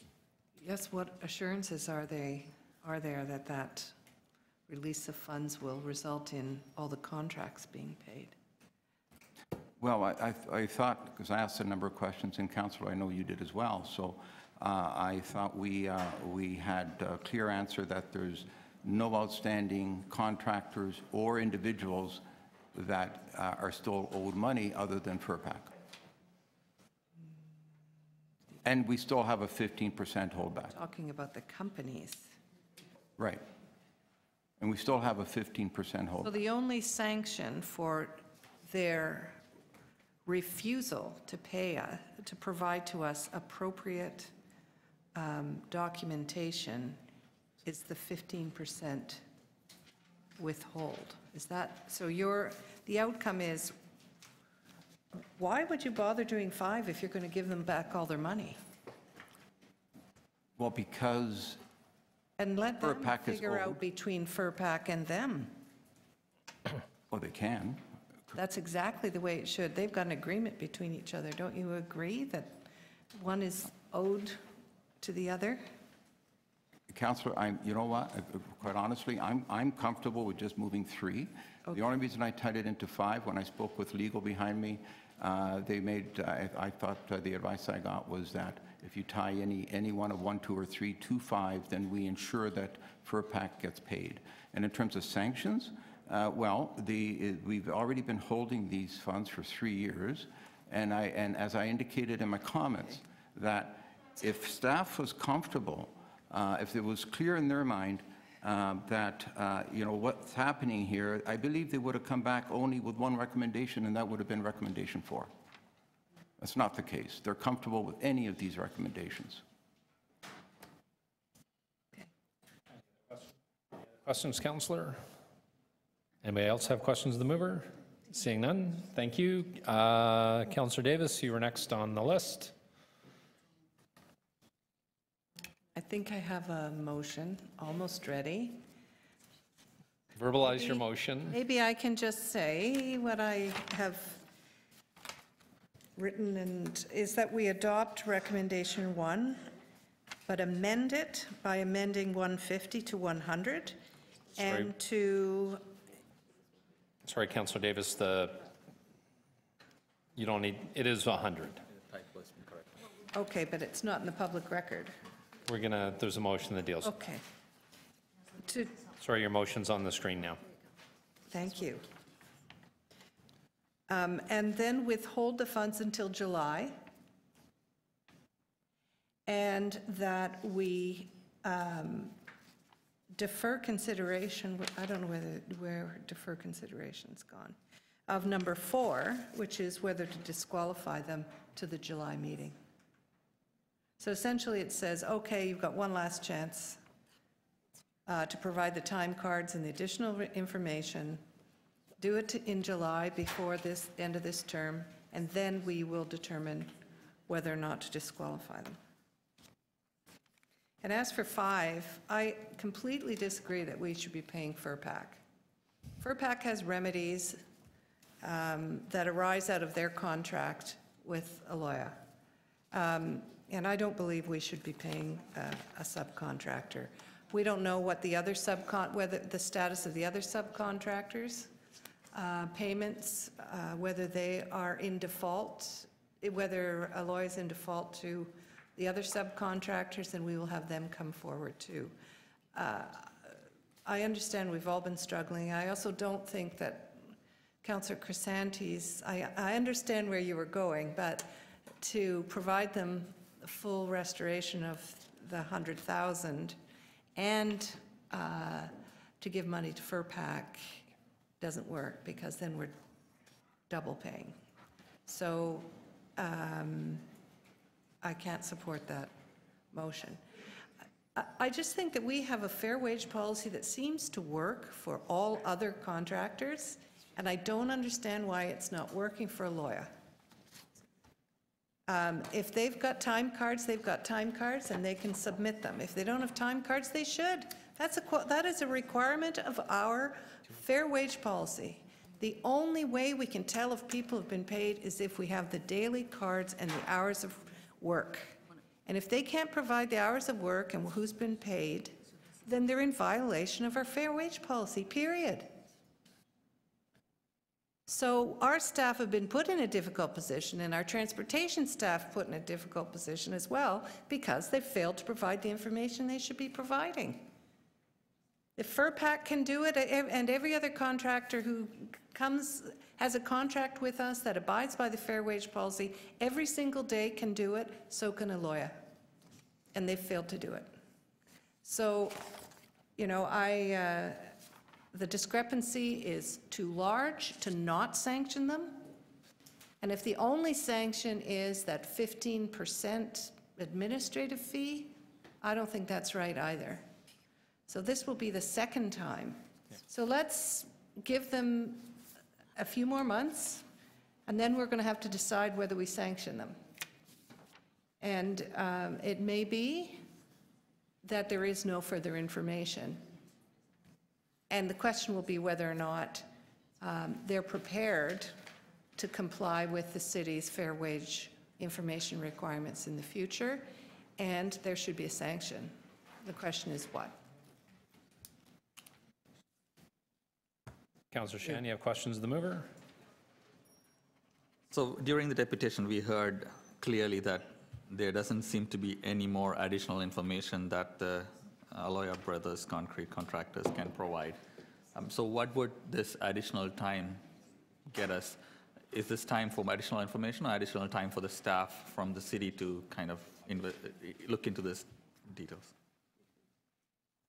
I just think if we're going to withhold money, it's for the purpose of whether people have been paid. And I also am not convinced that we should be only giving them a 15% administration fee, but I'm not convinced that we're going to sanction them with 2 years suspension. So I guess really I'm waiting to see one more time whether or not they have any additional information. Okay, thank you. Any other questions of the mover? Seeing none, Councillor Shan to speak. Thank you, Mr. Chair. You know, it's a very complicated file for many reasons, and I think there are three options. One is to, you know, ask for more information, but I hear there isn't much more information to be provided.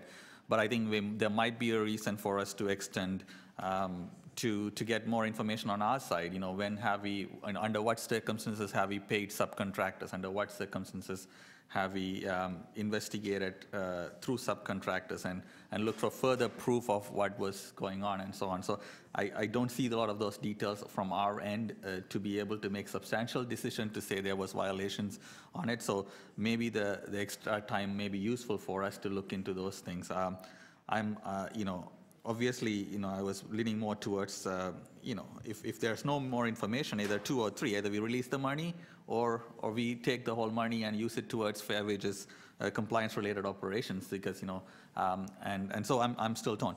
The only thing that I'm very concerned about is the certain number of workers may not have been paid, and from FERPAC paving, and they're requesting money to be released so that the workers can get paid. But not too many instances have been presented here to make a case for that from within our own past. So it is a big scenario, and I think one of my bigger concern is that, you know, we are in a situation where the bigger picture question is about workers and their rights and their right to have decent pay. And this is not necessarily only about the 9% of the money being withheld, about who the workers were, what they got paid, and were they paid decent wages, were they paid what they were supposed to be paid. If not, we have an obligation to take action. If I'm not convinced that they were paid what they were supposed to be paid from what we are hearing from the staff, it is of a serious concern, and we need to look at it more seriously. So I'm willing to look at an option of having that extra time, not just for the contractor to provide additional information if they wish to, but also our staff to come up with a more detailed report on the situation, proving what we see as a violation in any way, as well, for us to take that concrete measure of setting examples of any violations. If there were violations of fair wage policy, we need to take that serious. So I'm leaning towards supporting Councillor Davis' motion to get that extra time, not only for more information from the contractor, but also more information from our staff, particularly on the area of if fair wages policy needs to be implemented and needs to be inspected, it doesn't always happen only at the last money being withheld. It would have happened throughout the times. So I want to know if there were further communication during the contract time around implementation of fair wages, and I would like to see some more records of that. So thank you for the deputants for your information. I'm looking forward to additional information through supporting Councillor Janet Davis' motion.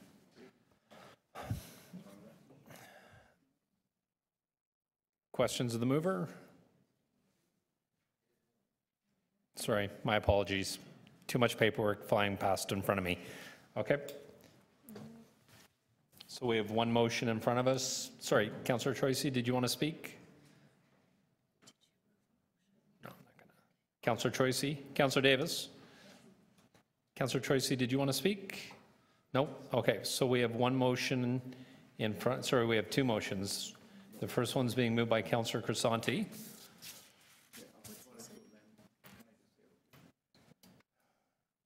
So you spoke, what is it, Councillor Crisanti? So I think for simplification and listening to Councillor... Sorry, Councillor, you spoke already. I know. I think I'm just going to move the 3 on its own, given that we already have 15% that will more than cover 5. So you just want to move 3 on its own now? Correct. Okay. All right. All right. Thank you. So we have a motion. So the first motion that was moved was by Councillor Crisanti, who's now amended it. He's just moving recommendation number 3 in the report. All in favor? Opposed? That loses. Then we have Councillor Davis's motion, if we have it on the screen. All in favor? Opposed? And that carries. Item is amended. All in favor? Nope. All right. Too much paper. Okay. Our next item is number 23, Pegah Construction Limited, disqualification from city contracts, fair wage policy, non-compliance. We have one deputant listed, Ali Madashami, President, Pegah Construction Limited and Formac Group Incorporated. Good morning, sir. So the way it works here, you have 5 minutes to address the committee. Each member of the committee can ask you questions for up to 5 minutes, and then we can ask questions of staff individually for up to 5 minutes, and then we debate it within committee and reach a decision.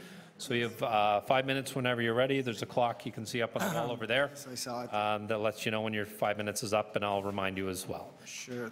Thank you. Sorry, there's a microphone in front of you. When the button's lit up, your microphone's on. Yes, yeah. Thank you. You have 5 minutes whenever you're ready, sir. Sure. Thank you, Chair, and thank you, members of the committee. As you're aware, we submitted a letter responding to the concerns brought up by the city staff, and so I'll make my remarks quite brief, and we'll obviously answer any questions that you may have afterwards. So staff have been very helpful to us, and I hope that they also appreciate, and I think that they have been happy with our follow-up actions overall. We're looking at 2 issues here that we believe are quite minor in nature. However, our understanding from staff is that they are required to report to the committee because of their of the bylaw, maybe, and they would support our recommendation that we submitted to you if the committee decides to adopt it. We have worked for the city for a long time too. I think it was when Mel Lastman was the mayor of North York, and prior to the mega city. And I will just take a few seconds to go over the issues that we have. The first item is, to us, is a matter of interpretation. There is a father and son business that we had hired. We thought that they're exempt from the policy, but they did hire some other workers which were not. So There was some confusion there, and having them in different jobs, projects for us. And the city staff brought it to our attention. We clarified it, we dealt with it, we made sure that they comply. And also there were some rate issues that we were confused about. Again, we had a meeting with the city staff, and we looked after it right away without any issues. There was one union grievance that, again, staff brought it to our attention. There were basically people at the site that our site staff did not realize that they had union stickers on their vehicles and their protective gears. And when it was brought up, we again took immediate action. We reimbursed for the grievances, and all was in order.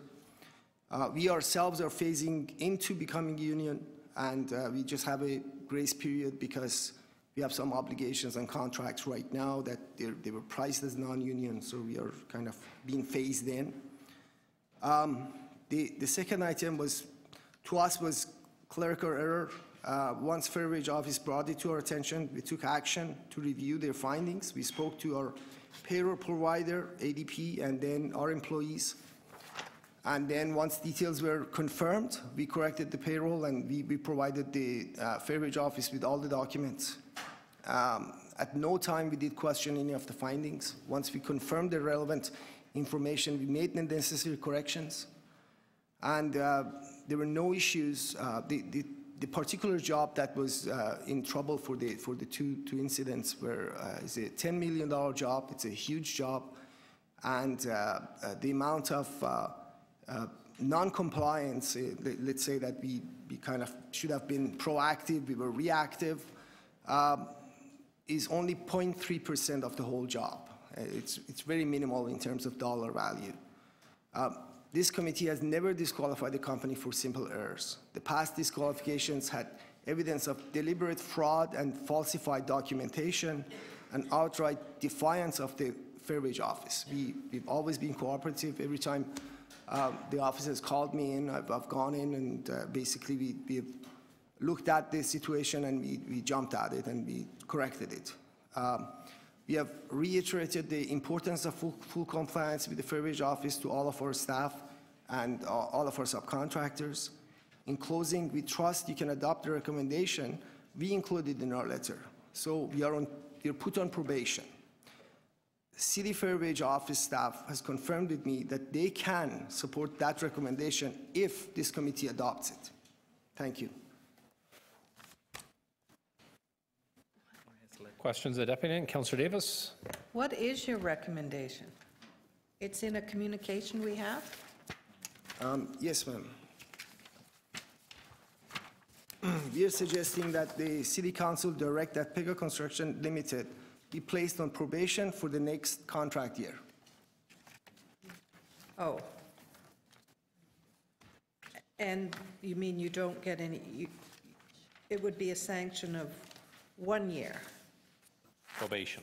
Probation. It would be a probation. We can still, we will be working with the staff. Every contractor we have, we will now check with them before hiring them, just make sure that they, they can look into our payroll, and all the information that they want is going to be open book, and they can see everything. Okay, so it's going to be monitored. You'd still be able to bid. What you want is to still be able to bid on contracts. Yes, we would be able to bid. Most of our work has been over the few years have been very good for the City of Toronto. Yeah. So I understand. Thank you. I understand. I think it was iron workers that you used a non-union. No, it was a sub to a sub. Failed to pay the non-union, the sub. Sure. What I wanted to understand was the Azores landscaping company. Can you tell us, you didn't speak about them. It said that they had no payroll records and they were paid in cash.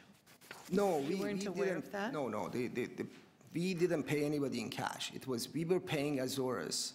No, I understand that. Yes. Are you aware that Azores was not paying their workers, or were paying their workers in cash and that they had no payroll records? We were not aware. We did provide the payroll records.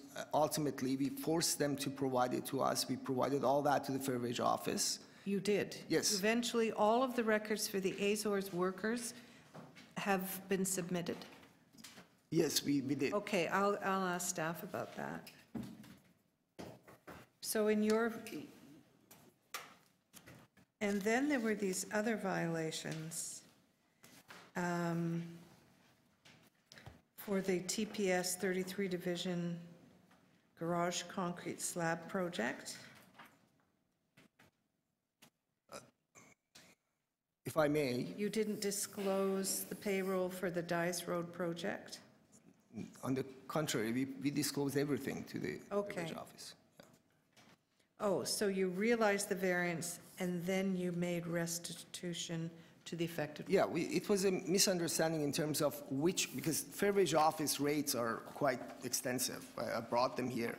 So we were under the wrong category. We were basically allowing for that, and then they said, no, you have to use this rate. Based on that rate, we had short-paid our staff, so we made the difference. And then it was an issue with ADP because ADP has only one rate, so we had to have two rates for the same person. So we corrected that, and they adopted that. We all fixed it. Yeah. On the payroll system? On the payroll system, so it wasn't going through properly. So we came back, we fixed it, we gave it. I think actually on that one, we had already made on the first issue, we had to give the checks to the Fair Wage Office. They distributed those to the workers, the difference. And then on the second issue, we had already taken care of it, so we provided documents of ADP to the staff so that they could verify that. Okay, so you compensated the difference. And you're saying on the Azores contract, they were paid the fair wage rates? They were not. Well, there was a landscapers. So landscapers have a different rate. Right. So that was one thing. We were paying them what we thought is landscaping rate, for one. And we were paying them as a contract, actually. Right. We were not even, but we knew how much they were paying, and that was short of the amount that the Fair Wage Office was suggesting. So we made the difference to Azores, and Azores was a father and son company which doesn't actually comply, like it's exempt as per Fair Wage Office. But they had workers which went under the fair wage. We cleaned that up too. No, but what I'm asking, there was restitution, if that's the correct word, of the wages, as you've explained, for the Police 33 Division project. Yes. For for whatever, those were paid directly, I guess. And then, but were the Azores workers compensated for the difference between what they were paid and what the rate should have been? Well, this should have been done by Azores, and we made sure that they go through the Fair Wage Office, they take care of it. So that's what we did. We actually pushed Azores to comply. We had a meeting with the Fair Wage Office, and finally they came through because they were resisting to provide all the payroll. So is that yes? Yes. So in the end, they got the fair wage rate? Last question, Councillor. Okay. Okay, other questions of the deputy? Seeing none? Okay, well, you should raise your hand, Councillor Crisanti. All right, a little higher. Thank you. Thank you. So just a couple of questions. So you've taken some corrective measures, and it says here on page 4 of staff report that you've taken upon yourselves to make restitution to the affected workers. So you were not prompted by staff. This is an initiative you took upon yourself to make restitution. Is that how? Correct. The second time there was 2 issues, and then the second time we tried to be proactive. When it was I think it's 2 Dias Road was the address of the project. And it also indicates on the last page 5 that Pegah subcontractor failed to pay its workers as stipulated in your contract with the city. How do you respond to that? Well, as I said, it was landscaping workers. We had under the fair wage schedule. First of all, there is an ICI, and then there's a general classification. So we, by mistake, we're using a wrong chart and wrong rate to basically justify the pay, but then they corrected that and we looked after it. We basically paid them the difference. Well, it's been subsequently looked after, 100% fully paid? As far as I know, yes. All right, and how long has Pegah's been doing business with the city? Is this I think our first job was 1995.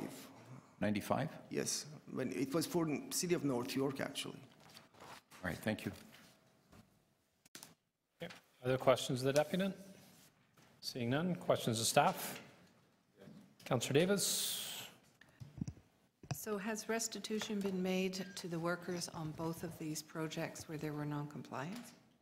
Yes, they have. So is your recommendation then we don't proceed with any sanctions?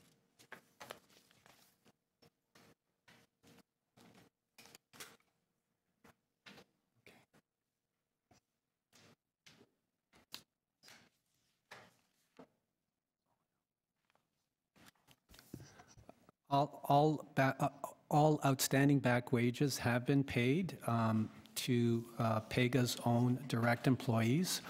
In terms of Azores, they have processed checks for the 2 workers that were on the job site. We are just trying to track these 2 individuals down, given that we've had difficulty in terms of determining their addresses and contact information. So that you have the money to pay them, you have to find them. That is correct. Okay, thank you. Councillor Crisanti, and then Councillor Shan. Thank you, Mr. Chair. So they mentioned in the bottom of their letter that the City Council directed their recommendation. So your thoughts on the recommendation, and is that something that they indicated that they've had discussion with staff yourselves with respect to probation? Would that be an option that you would be okay with? If committee chooses to exercise that option, I will be fine with that. And during the probation period, that it allows you any time during that period to bring it right back to this committee should, I guess, things not go the way where they should be going. That is correct. The manager has the ability to report to committee. In addition to that, we can exercise other tools like holdbacks from the contract. If that was a viable option, I was wondering why it wasn't in front of us or one of your recommendations in your report. The probation. The recommendations are based on the bylaw requirements where the manager must report and may recommend, and because of those multiple violations, those recommendations were the recommendations that we would be looking at. And you are satisfied with the corrective measures that have been taken by Pegah's? Yes, we are. All right, thank you. Councillor Shan. Thank you, Mr. Chair. So how often do we get into a situation where we have 2 years, obviously 2-year disqualification through fair wages policy? I'm new, so I just want to get a sense of how often do we get this? Not that often, because the bylaw is relatively flexible. So if you disqualify a company, it's within a 3-year period. And after a 3-year period, they go back to being to square one. So in essence, if it's one of those situations where it's quite blatant in terms of the bylaw contravention, then we would report. So it's not that often. So in terms of 2 instances, we're talking about instances where we found situations where the fair wages policy was violated. Does that mean out of all the instances, the 2 were found, or is it just the 2 were found randomly being reported back, or in terms of inspection? Because does it mean only 2 happened, or there could have been more instances of it that we haven't examined? I suppose you have to look at it in terms of the gravity of each situation and determine whether or not that is an instance under the bylaw, as well as if there is a subcontracting provision where a subcontractor is found in non-compliance, then we would have to exercise the bylaw as well. So when these recommendations come into play, is it based on the violation itself, or does it get, like we're now hearing that corrective actions were taken, and does that change the recommendation because after finding something had happened, the corrective actions have been taken? Would that change the recommendation that you are putting forward because after finding something happened, the correction has happened before even it came here? The bylaw is clear. The manager must report, and certainly reporting on all these instances, and that's why I bring that report and those recommendations forward as a result of the non-compliance issues for a number of situations that have occurred with this particular company. And there's always been a 2-year, not a 1 year. There's no scope for 1 year in terms of disqualification. It's always been, that's the... It is a 2-year disqualification period, but we've had instances in the past where companies have been suspended or placed on probation. Thank you. Thank you. Other questions? Speakers? Councillor Crisanti? I guess first I got to do a motion if there is one, right? Yes. All right. So given what I just heard, I think it's reasonable to move, and staff acknowledged that Pegah Construction be placed on a probationary period for 1 year. And given that they've made restitution and have taken appropriate corrective measures, and I asked that question of staff, and they seemed satisfied that is the case. And probation, being on probation will adequately, I think, deal with this specific issue, that it will enable staff to immediately bring it back here if there's any further issues going forward. And so a 1-year probation will give them the opportunity to be able to monitor this in a way that they otherwise could not. So that would, I think, probably just be the best course of action. Okay, thank you, Councillor. Questions of the mover? Councillor Davis? I assume you mean as of a decision of council. I'm sorry? As effective date would be as of council's decision. Yeah. Yes? Yes. Okay. Okay, other questions of the mover? Seeing none. Speakers? Seeing none. So we have one motion on the floor by, yes? It's okay.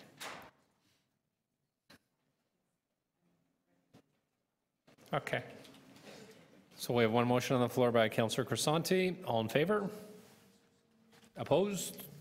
That's carried. That item is amended? Nope. Okay. All right. And our next item, going back to, so then we're going to go from the beginning of the agenda through, since we've done all the deputants. So our next item is item number 4, appeal decision of the Toronto District School Board versus Cogeco Data Services by Councillor Davis. My questions are in camera. Okay, so we're going to hold that item down until the end. And then the next item after that is item number 6, bringing significant procurements to council prior to issuance, all by Councillor Davis. Councillor Davis, questions of staff? Thank you, Mr. Patchlock, and for making it clear once again that councillors do have a role. Now, you've highlighted some of the provisions from the Bellamy Commission in one of the tables at the end, attachment 1.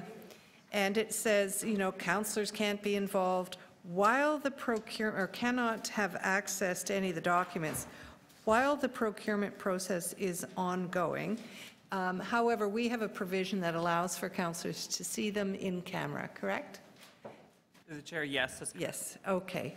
The other thing I wanted to ask, do you see there is a role for councillors to give some direction to the scope of what goes into an RFP prior to the RFP going out in the market?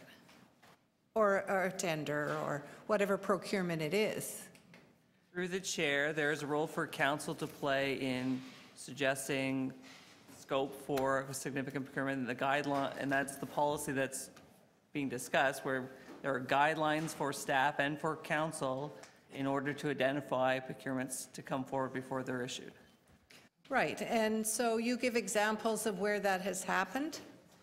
And in those instances, what were the kinds of information that were provided to councillors prior to these procurements going on the market? Through the chair, it varies, but some of them have asked specifically for the authority to issue a procurement and the form of which it would take, such as when we outsourced District 2, there were requests for RFQs. And then while that was at council, council made other suggestions with respect to those procurements.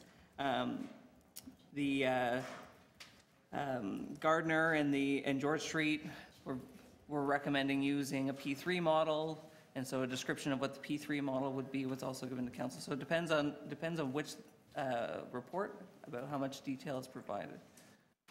But the intent is to provide councillors with sufficient information to be able to effectively decide whether this is an option that they support. Through the chair, yes. Okay. And one of those things could be, you know, what the service levels would be, what the terms and conditions of the contract would be. Are there any conditions on the contract? The kind of service, that kind of thing we should know about? Through the chair, yes. One, for example, is often with respect to limitation of liability, as an example. Cancellation provisions, extraordinary. As I recall, we had a fairly detailed report in most of those instances related to contracting. Through the chairs, I'm not sure which ones you're referring to. Some haven't gone that detailed to talk about a termination provision unless there's something unique about that type of procurement that would require something that wasn't very standard. Clearly, it defined what the service was, how much we were contracting for, the basic content of what we were going to be Through the chair, that's correct. contracting for.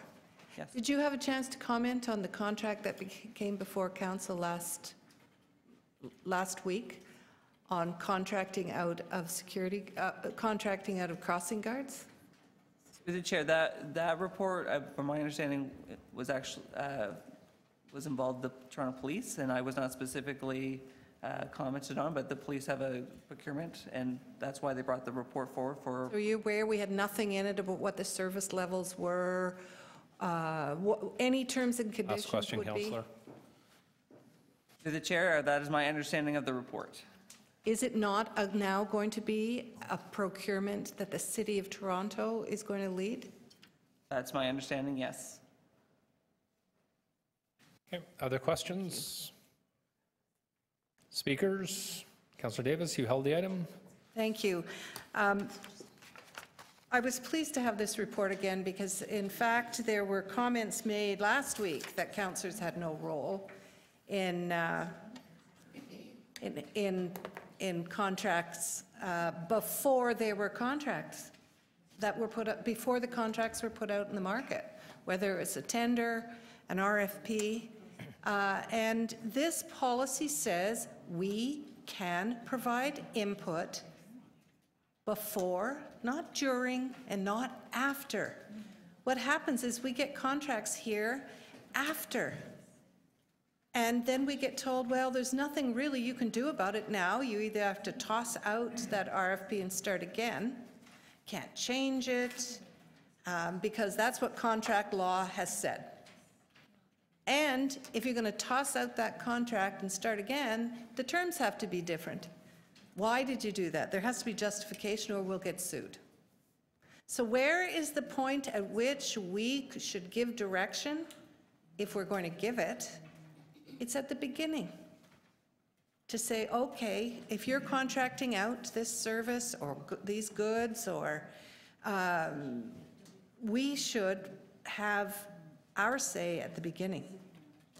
And this recommendation says those things that are, if you look at the table, there's a set of guidelines. And one of them that has been, I think, undervalued is contract profile. And it is this an issue that is of public interest? Is it an issue of interest to councillors? And I think that this ought to be interpreted more broadly. And in that case, if a contract is brought to us before it goes in the market, out to the marketplace, it should have a certain amount of detail in it. Otherwise, we are not making any decision whatsoever. And at the risk of being chastised by the chair, I do want to say that the report that we got last week on contracting out crossing guards was completely inadequate. It told us nothing about what we were contracting for. How many crossing guards? What is the service level? What are we looking for in terms of terms and conditions? These are the things that we should have had a say about. So this is an important report to remind councillors that there is a role for us to help shape, if there's a determination to contract out, to help shape what we might be contracting for and under what terms and conditions before it occurs. So there's my speech once again. Thank you. You're moving the recommendation to receive? Yes, I'm happy to move the recommendation to receive. All in favor? Just to continue with the current policy. Carried. Opposed? Seeing none. It's unanimous. Thank you. The next item, GM 23.8, feasibility of requiring gender diversity of corporations in city procurements. Councillor Davis, you held the item. Questions of staff? Number 8. Thank you very much. It was a very thorough policy, a very thorough report. There are 2 reports in here, Mr. Patchlock, that I can tell were, there was a lot of staff time put into developing those reports, and this was one of them. And at the end, you looked at all the jurisdictions, and there were, I think there were none, or one, in which there is some kind of policy in procurement related to gender diversity on boards. And you had a stakeholder panel that proposed there could be an alternative. And that alternative was to give some require, like we do, for instance, with the environmental objectives of the cities, that there has to be a declaration made by all contractors on goods and whether or not they're aware of and comply with our environmental objectives. This sounded to me like it would be something similar, that they would have to make a declaration about what they're doing about gender and gender representation on boards. Why could we not do that? Through the chair, the alternative policy was to ask all corporations to provide that information, then within 5 years make it a requirement. So that was the alternative from the stakeholder panel. But the issue with gathering this information still goes to the inability for the city to validate the information being provided. So we'll be just collecting information from corporations in which they do not have to disclose they do not have to have a board composition with 30% gender diversity. The other issue, besides validating the information, was that private corporations only require 1 board member, and this would... I understand that. I didn't ask that question. I asked, so when we require corporations to say they understand and comply with our environmental policies, do we enforce that? So to be clear, the environmental responsible procurement policy doesn't require certification. It just encourages the providing an environmentally product, depending on what we're trying to procure. So there's no certification with respect to that. But the distinction here is that we would be requiring only one type of proponent or bidder, a corporation, to provide information in which we actually get bids and proposals from more than just corporations. We get them from sole proprietors. We get them from partnerships. So there's a distinction between requiring all bidders to provide information with respect to something, and this one, which would only really apply to one type. Why wouldn't you apply it to all corporations evenly? I mean, I'm not saying that all of the bidders are the same type of corporate entity. Of course they're not. But of those that are boards, for instance, the Business Corporations Act, it says requires them to be reported out to the federal level of government, I believe. Why could we not, of those that have corporate boards, both not-for-profit, public and non-public business corporations, why couldn't we simply ask them? Through the chair, to be clear, again, it wouldn't apply it equally to all corporations, is that we get bids from more than just corporations. I understand that. The disclosure requirement only applies to public corporations, of which they only have to indicate whether they have a policy and whether they're moving to it. There's no requirement to meet that target.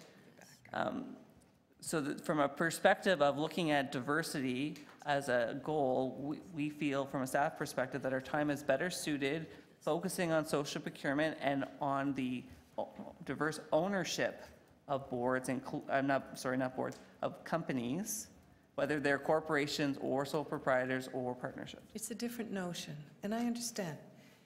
It's a very different notion.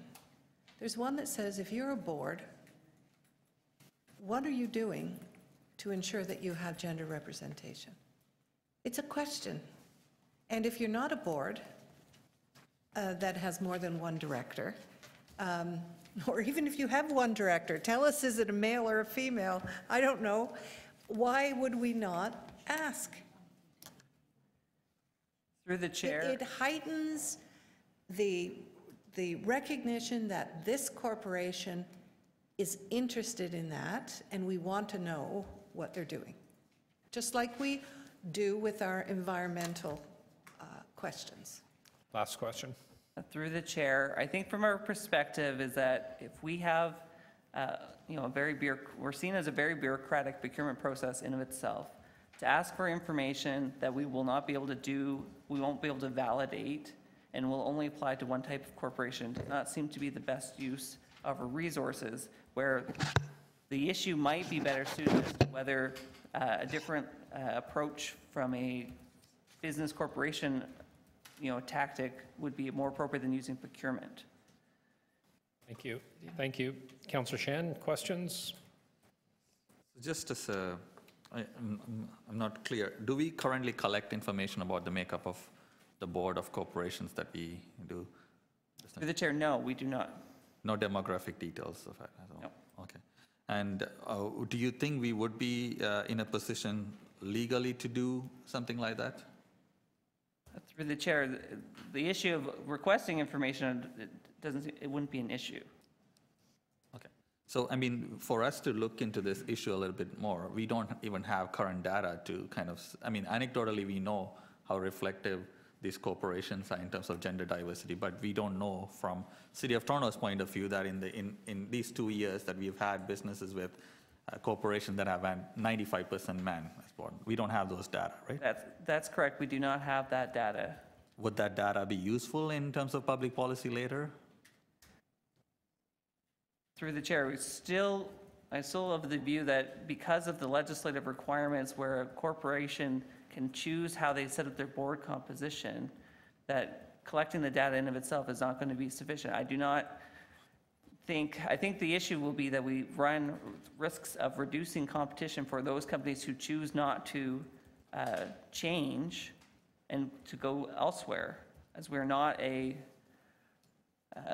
we don't encompass the entire market, we're only a player in the market. But we are not deciding, though. My understanding is forget about making a decision whether to go with somebody because of gender diversity, but to even have data to be able to use that. Do we do anything else in terms of, how do we do social procurement in terms of smaller, newcomer, and how does that work? Through the chair, for social procurement, we rely on third-party nonprofit organizations that certify those companies as being diversely owned, managed, or controlled, which does not exist here. Okay, thank you. Okay, other questions? Seeing none. Speakers, Councillor Davis, you held the item. I feel as the interest group on this matter that there may be other councillors who I know have an interest in this who aren't able to be here. And if we just simply receive this, it's not going to go to council either. I mean, the only possibility would be to recommend that City Council receive this report for information, and that allows it to go on to Council, and then others could weigh in on this. I don't think that there are easy solutions here, but I do think we could be a leader if we should choose to pursue some of the alternatives. I am also very aware of the workload issues that you raise in this report and other reports, which concerns me greatly, and that's a budget issue. And is used in 2 reports to justify not taking certain things further. And I don't think it needs to be, I mean, it's real, I know it's real. But I think that we need to consider this also in the context of providing additional or sufficient resources if we're going to pursue something like this further. The only other alternative would be to refer it back and say, could you follow the alternative, and what would the resources be required to do that? And that way we can look at it in the context of a resourced initiative as opposed to one that isn't. And I understand that problem. So I've just suggested 2 different routes, which would be to refer it back, although that adds more workload. So it's a bit of a conundrum to have you do more work and come back with what it would cost to do more work on this issue. So I guess I would recommend that City Council receive this report for information. Okay, thank you. Other speakers? Seeing none. So I'm just going to speak briefly on this. I want to thank staff for the report they did on this. Appreciate Councillor Davis's remarks. I think that when it comes to board composition, I think one of the problems that we have, I think we really need to get our own house in order. The number of boards that I sit on that I don't think adequately reflect the population of the City of Toronto. I don't think we have enough youth on our board, youth, minorities, women, the number of boards that I think are unbalanced when it comes to youth, minority, women, Indigenous population. I think we have a lot of work to do. I think when we're going, I understand the intent of this, but when we don't have our own house in order, and also trying to then look at outside boards where we don't have any control or clout telling them or dictating to them what the composition of their board should be, I think is problematic. So I'll be supporting receiving of this report for information. Thank you. So we've Councillor Davis's motion to receive it for information. All in favor? It's to send to City Council. Yes, and send it to City Council for information. Thank you. Okay. Our next item is number 9, Proprietary Information Technology Maintenance and Support Contract Renewals and Amendments, held by Councillor Davis. Councillor Davis, do you have questions of staff? So we're on number 9 now.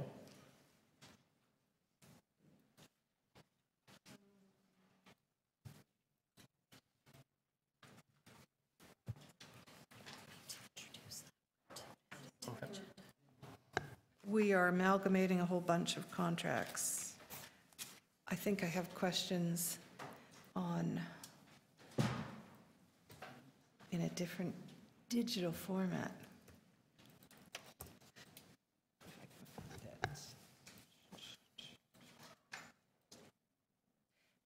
Maybe I will just,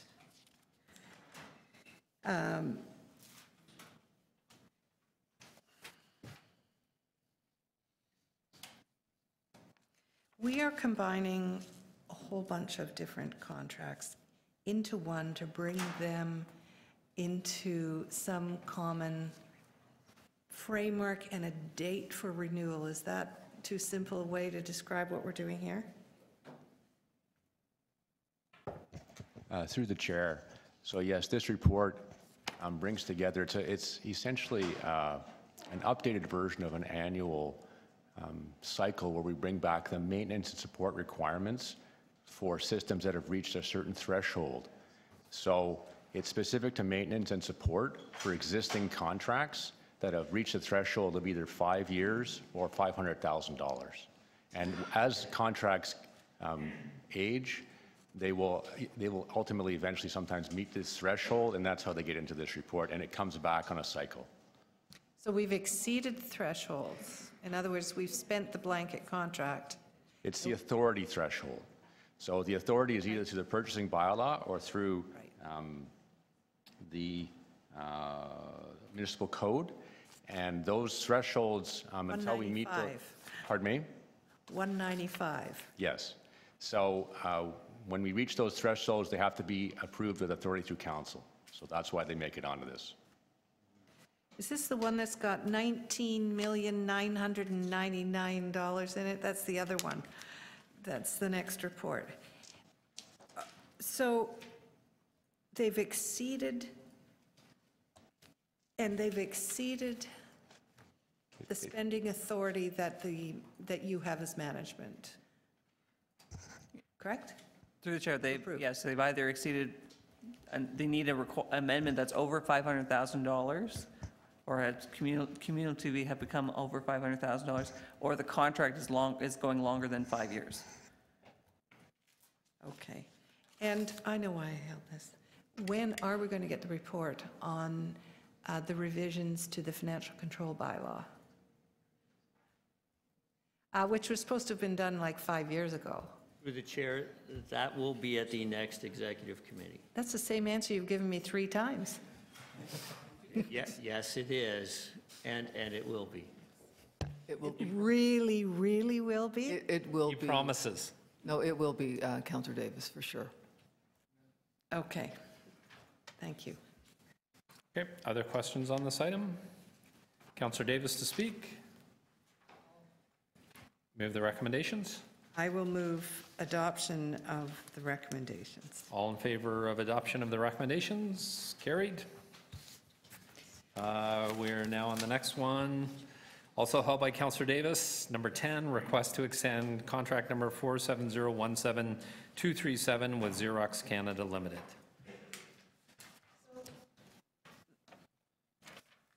So we're moving to extend this contract. Is that correct? And to involve all of our other agencies, boards, and commissions into this contract?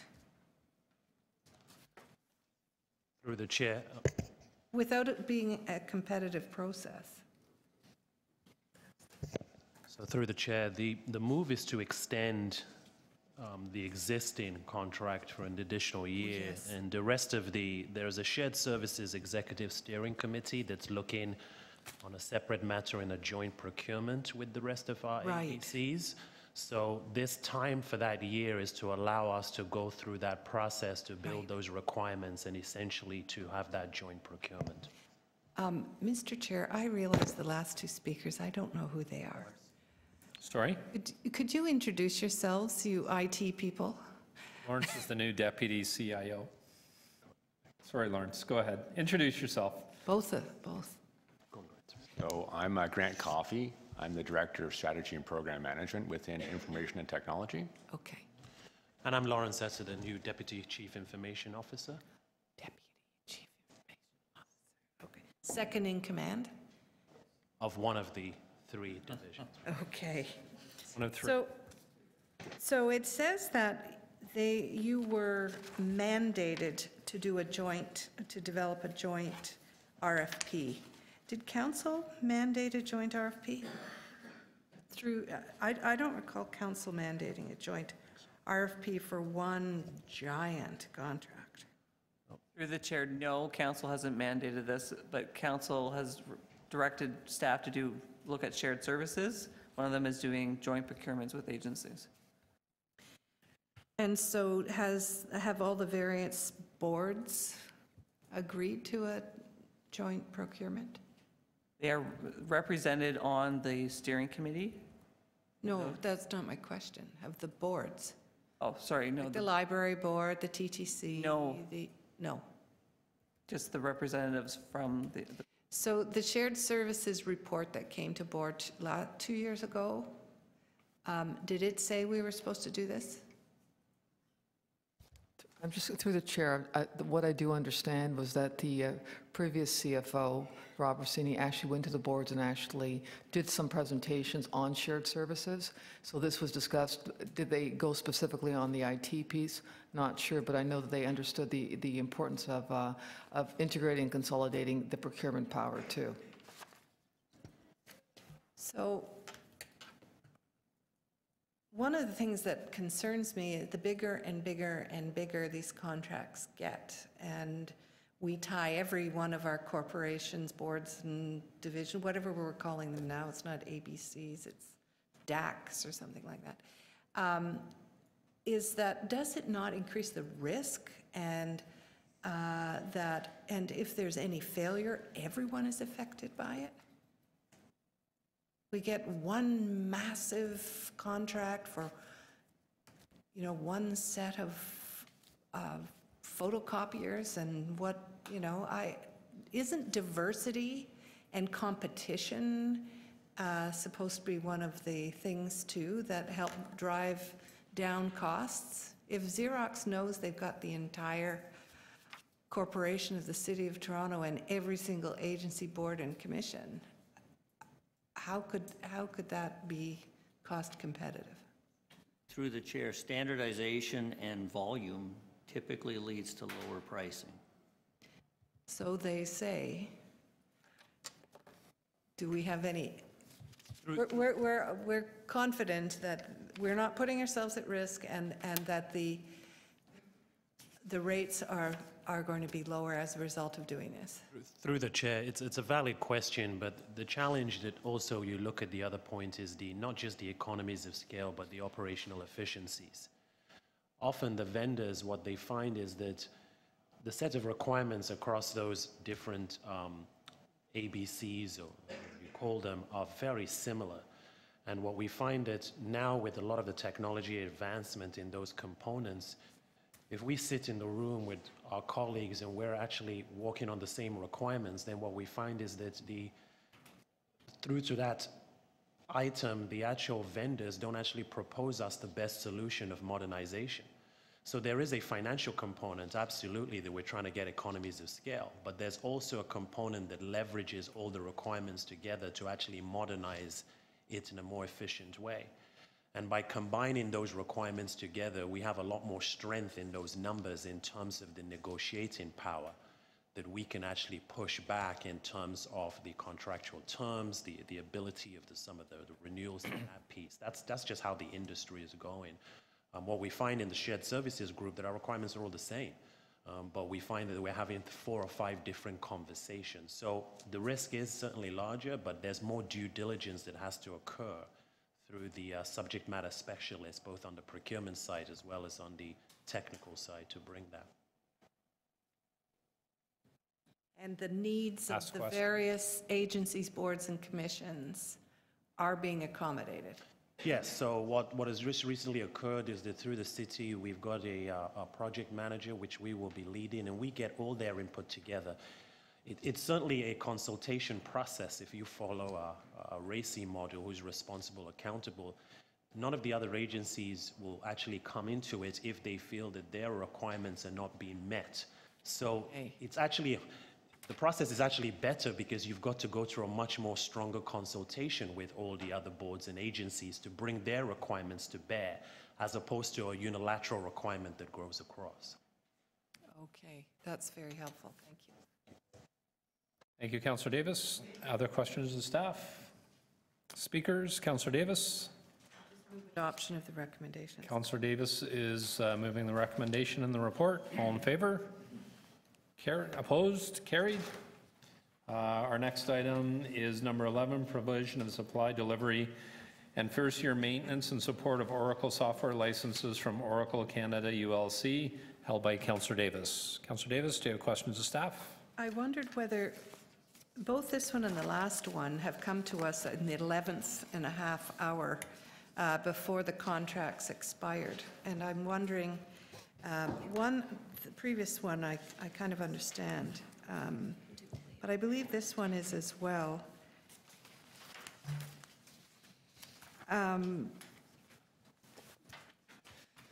Could you just explain this again?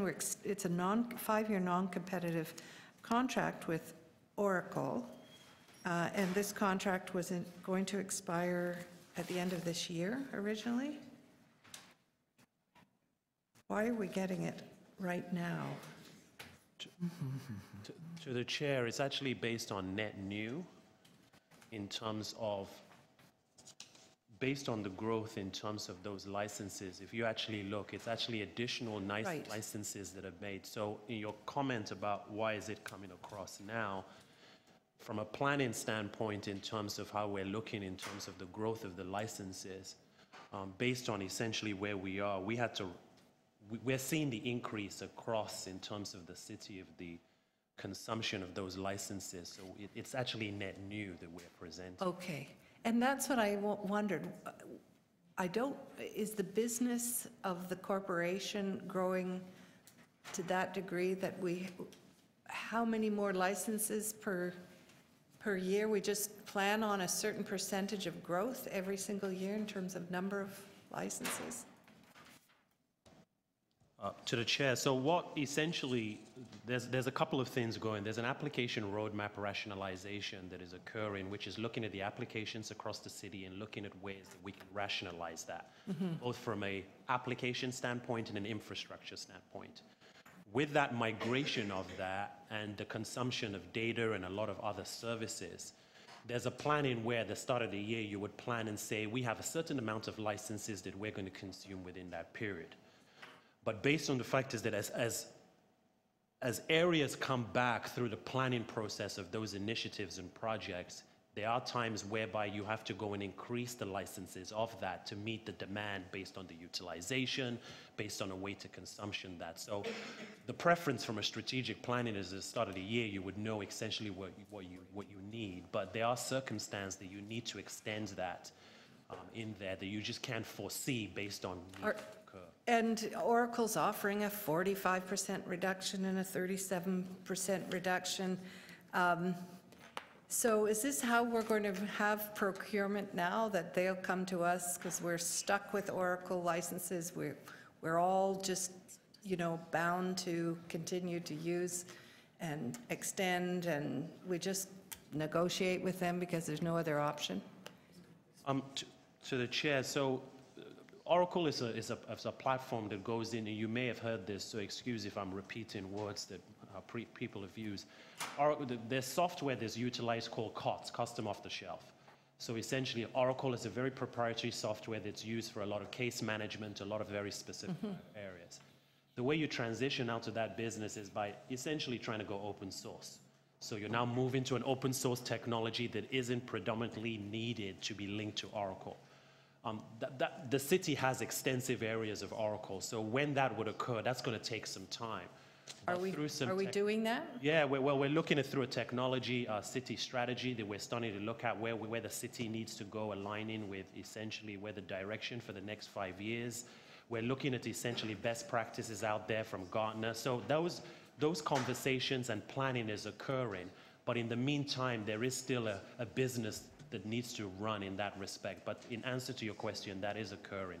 Yes, so we're just captured by them for now. That's correct. But we're looking at other approaches for the future. That's great, thank you. Thank you, Councillor Davis. Other questions on this item? Speakers, Councillor Davis. Just move adoption of the staff recommendation. Councillor Davis is moving adoption of the staff recommendations in number 11 on Oracle software licenses. All in favor? Opposed? And that's carried. I just have two housekeeping items. There was an add-on to the agenda that Councillor Layton, it's distributed on pink paper before you. I'm going to move a motion to add that to the agenda. All in favor? Carried.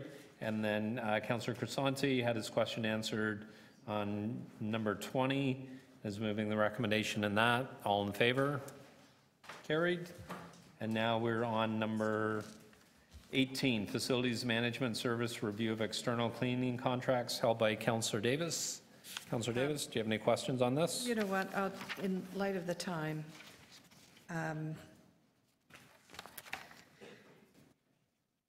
I'll just move adoption. Sorry, you're moving adoption? Yep. Okay, Councillor Davis is moving adoption of the recommendations in item number 18 on Facilities Management Service Review of External Cleaning Contracts. All in favor? Carried. Opposed? Seeing none, that's carried. We're now on the last item, 23.4, Appeal Decision of the Toronto District School Board versus Cogeco Data Services Limited. So I'm going to move one motion that we're going to go in camera and a second motion that we're going to extend the meeting to finish this item. So the first motion is on the screen to go in camera. All in favor? Opposed? Carried. And the second item motion is to extend the meeting to finish this item. All in favor? Opposed? Carried. So members of the general public, I have to ask members of the general public and any staff that aren't associated with this last item on the agenda, Toronto District School Board versus Cogeco Data Services Limited, to exit the room. Thank you.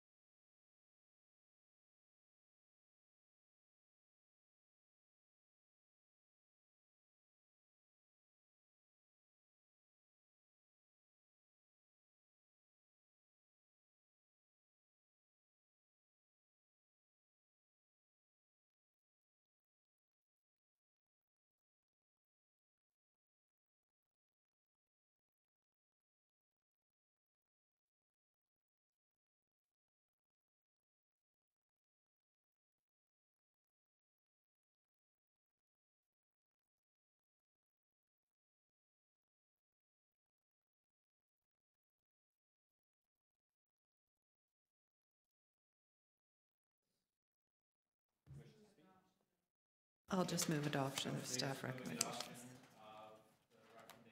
And number 4, all in favor? Opposed? That's carried.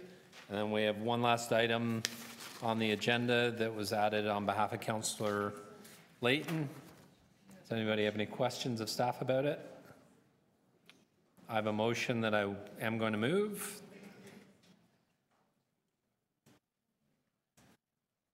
It's on the screen.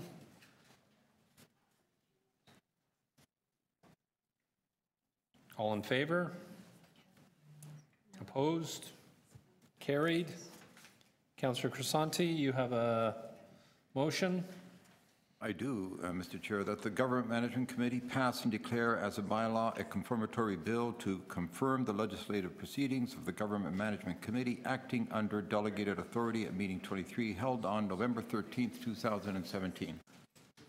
All in favor? Opposed? Carried. Motion to adjourn. All in favor? Thank you. Carried. Thank you, everyone.